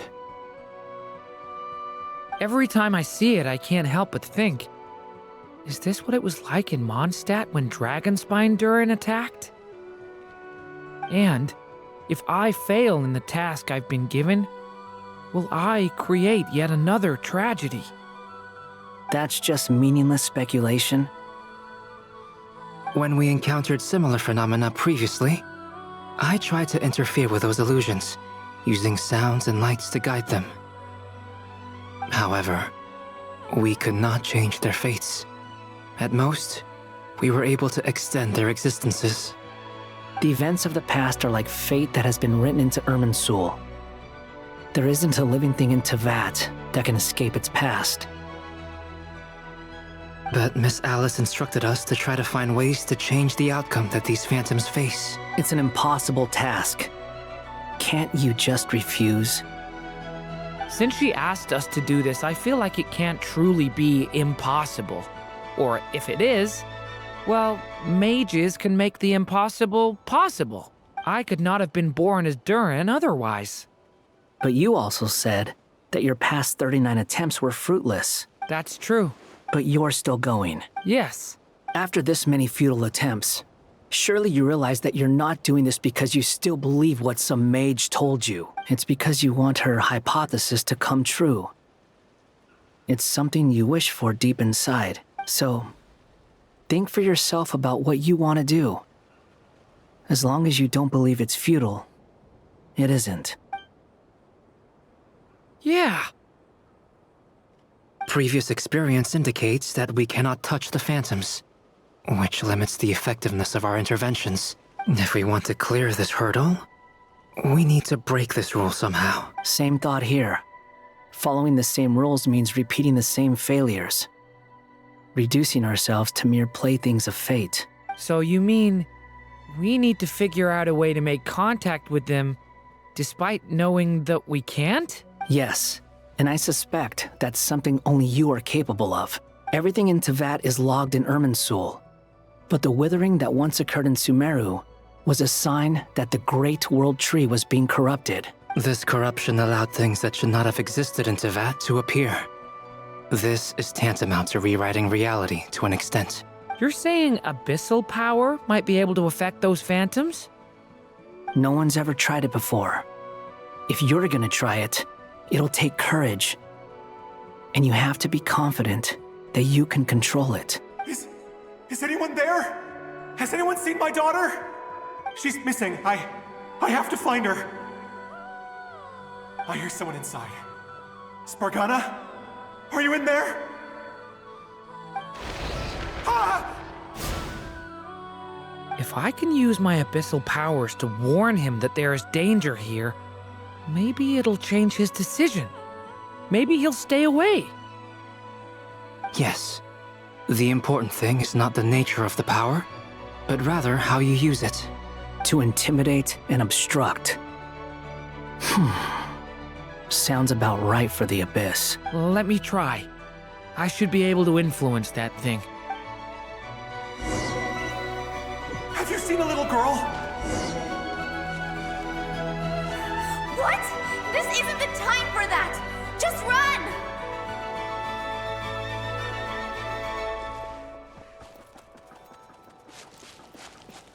I hear someone inside. Spargana? Are you in there?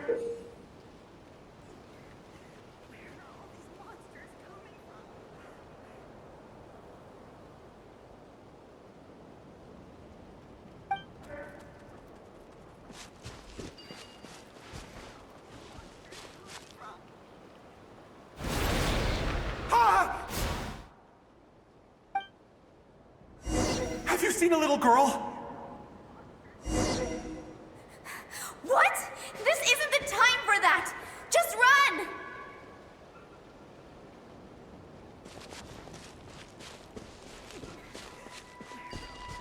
I hear someone inside.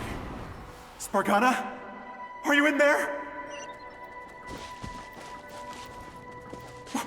What is this? Looks dangerous. I should get out of here.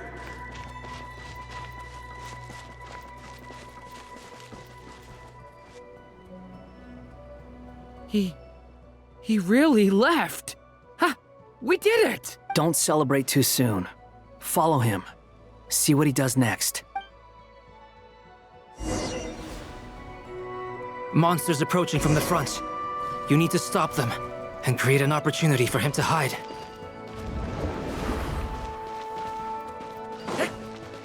No! There's monsters ahead!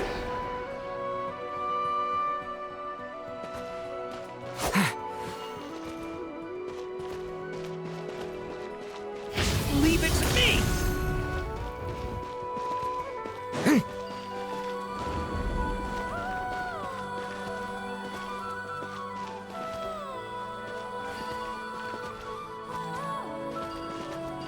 Wait, is that the barrier I saw earlier? Why is it appearing now? It's as if someone's controlling it. The monsters are gone. Is it safe now?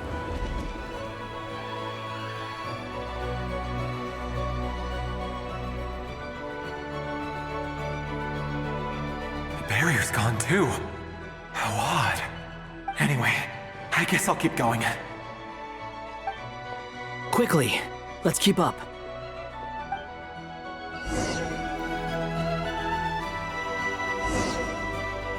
Wait, there was someone else here? Don't go any further! We've got anti-monster traps laid out everywhere! But my daughter must just be up ahead! I have to go! This way's blocked.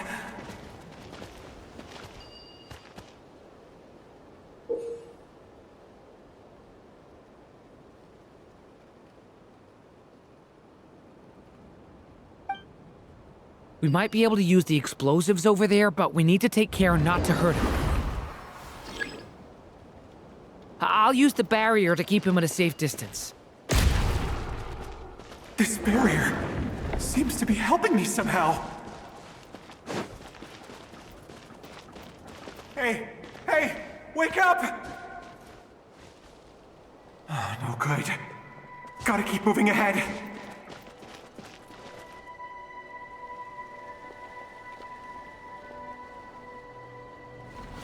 So many monsters! There's still a chance, Durin.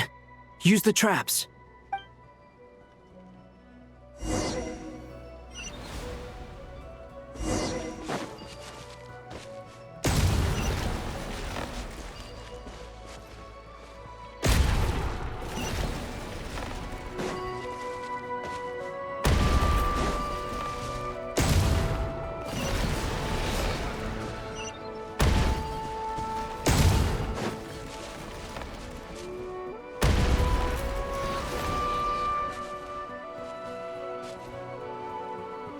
This is a new development. I've never seen this happen before. We might just be able to save this person.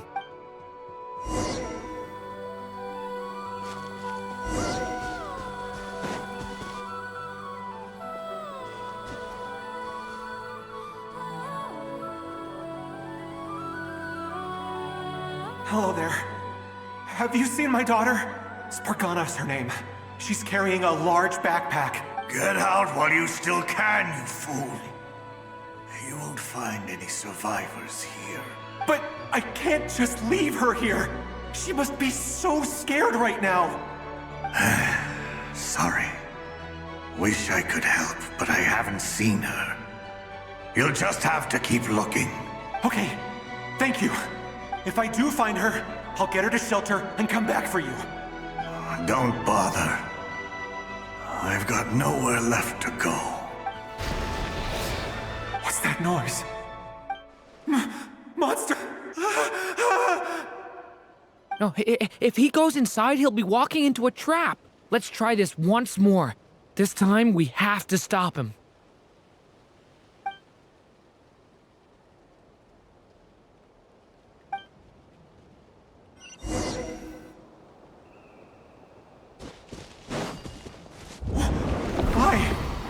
How will I know where Spargana's gone like this? You know what? I'll trust this strange barrier. It's gotten me this far after all.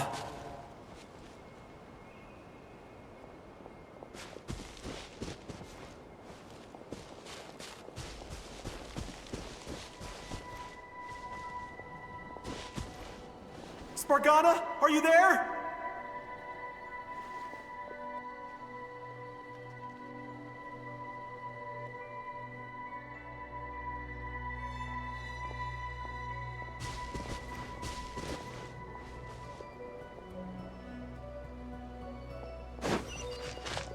What? What's this? Hey! Let us out!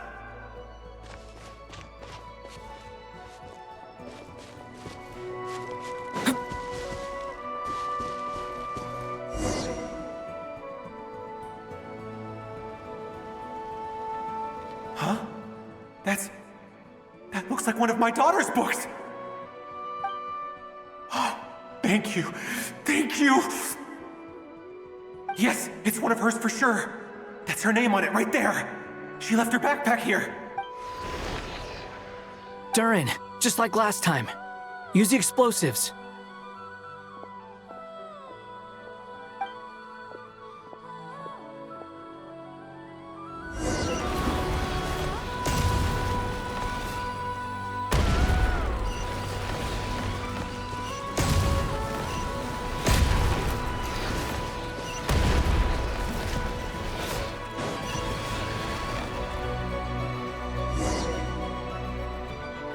It won't work.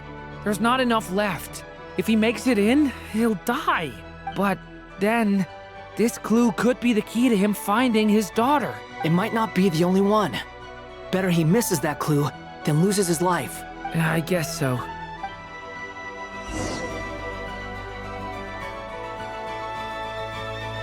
Stop him, Durin. We can't let him get any further in. That's my daughter's book! She's passed this way! Why? Why won't you let me go in? I've searched and searched and searched just for this! But how will I find her without any clues? I no longer have anywhere else to go.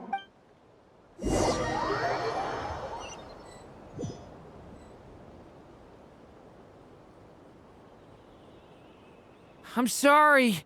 I'm so sorry. He refuses to go anywhere else. Whether he opens this door or not, all that awaits him now is death. We couldn't change his fate. Albedo? Hat guy? Let's try one more time. I don't know how we're gonna do this, but I don't want to give up either.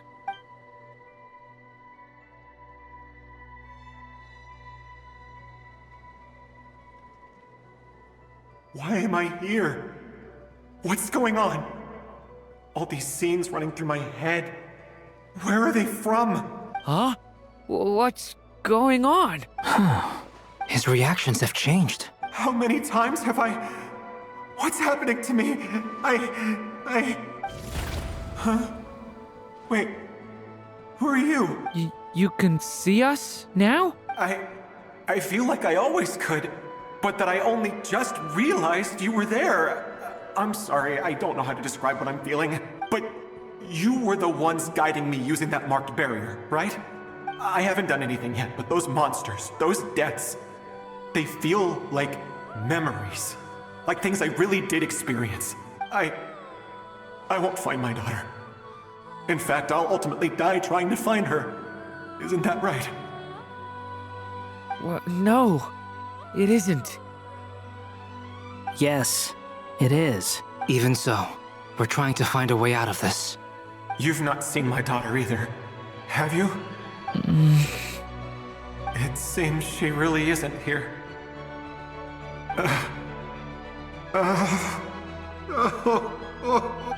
I'm sorry we couldn't help you. I'm just tired. Maybe this is destiny.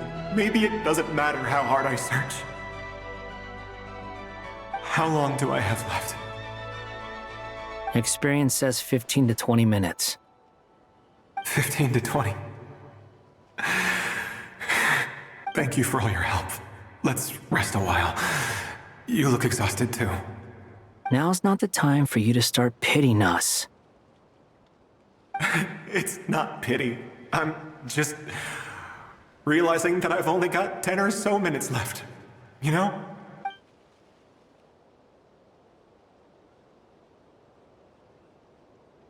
You say you're from Mondstadt, yes? A place with windmills, where people enjoy limitless freedom? And you're from Sumeru, where they've built an academy into a giant tree? Yes. It seems you've never heard of either place. Those names are unknown to me, I'm afraid, yes. Have you heard of Hyperborea? I have, but I heard that it was destroyed in the distant past. I see. That was where my ancestors once lived. What about Delphi Pytho? Was it later rebuilt? I've never heard that name. Then what about Sal Vindagnir? I have seen that name on stone tablets on Dragonspine. but I'm afraid the only things left of that place are its ruins. I see. Sure enough, there was no way to turn this around, huh? I'm sorry. I was the one who asked to chat, but it seems like we're too many ages apart. There's barely any common ground to start from. It's all right. We did hear something new, at least. From how you speak of your lives, things must be going all right for you, I guess. They are. Mondstadt is a place of freedom and happiness. There's a lot of good people in the church and the Knights of Favonius, and even outsiders find that it's an easy place to feel at home. We have festivals a few times a year. Everyone gets together to drink, sing, and be merry. Sumeru is a lot more uptight. Not really the kind of place where you can relax. It's a nation fraught with problems wherever you look. But if all you want in life is to seek knowledge, I guess it's pretty much paradise. That's wonderful. In other words, after this all-devouring black tide passed, humanity did not merely avoid extinction, but rose to build prosperous civilizations anew. I mean, I can see you all right now. That must mean the future isn't a total mess, right? That's true. Well, time's almost up. Let's part ways, I think. Might be best if you don't waste too much time on me. The chances are slim, I know, but I'd like to spend these last few minutes looking for Spargana. If things work out, I'd love to tell her about what I've heard. May we meet again. Well, or not, most probably. In that case, may your wishes come true.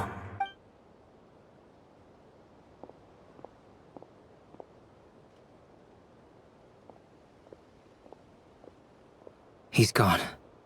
In a few minutes, he will meet the end that was his to begin with. The ending of this tale did not change. But I believe that we've just made the most progress we have yet. May your wishes come true. If only it were so simple. Hat guy, could I ask you a question? You've never talked about your past. It seems complicated, and it weighs heavily on you, too. Would you be willing to tell me about it? I mean, sometimes it's better to get things out in the open. Take that guy we try to help, for instance. At least he said goodbye with a smile, right? I know about Albedo's past. Our experiences are very similar, and he created me. As for you, you're my first friend, and you've witnessed every step I've taken. But by comparison, I know nothing about you. Either way, I mean, we're still best friends. But if I knew more about you, I might understand your thoughts a bit better. I've told you about myself. I'm a student at the academia. And what did you do before that? Prepared for the entrance exam? All right. If you really don't want to talk about it, I won't press you any further. I was a puppet built from the branches of a white tree, using technology left behind by the Conrian schools of mechanical engineering. A white tree? You mean an Irminsul tree? Yes. A branch of Irminsul that was once connected to the main tree. So you had a human creator too? Yeah. But my creator abandoned me after deciding that I was a failure. After that,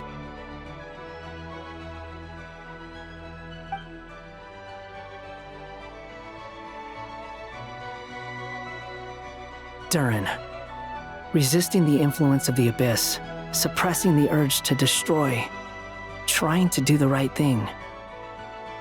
None of these things are easy, but no matter how hard they are, trying to rewrite past wrongs is far harder. You asked me if you would create a new tragedy if you failed.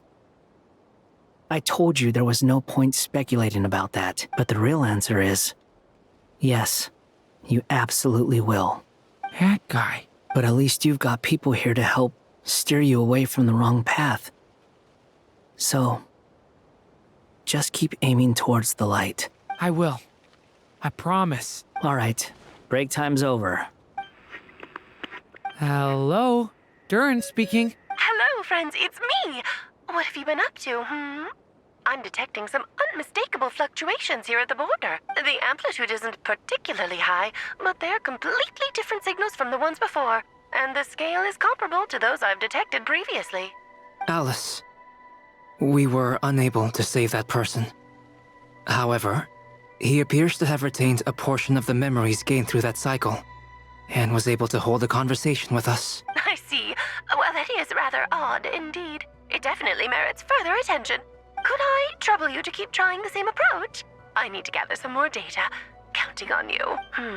I should probably have Nicole come and check this out as well.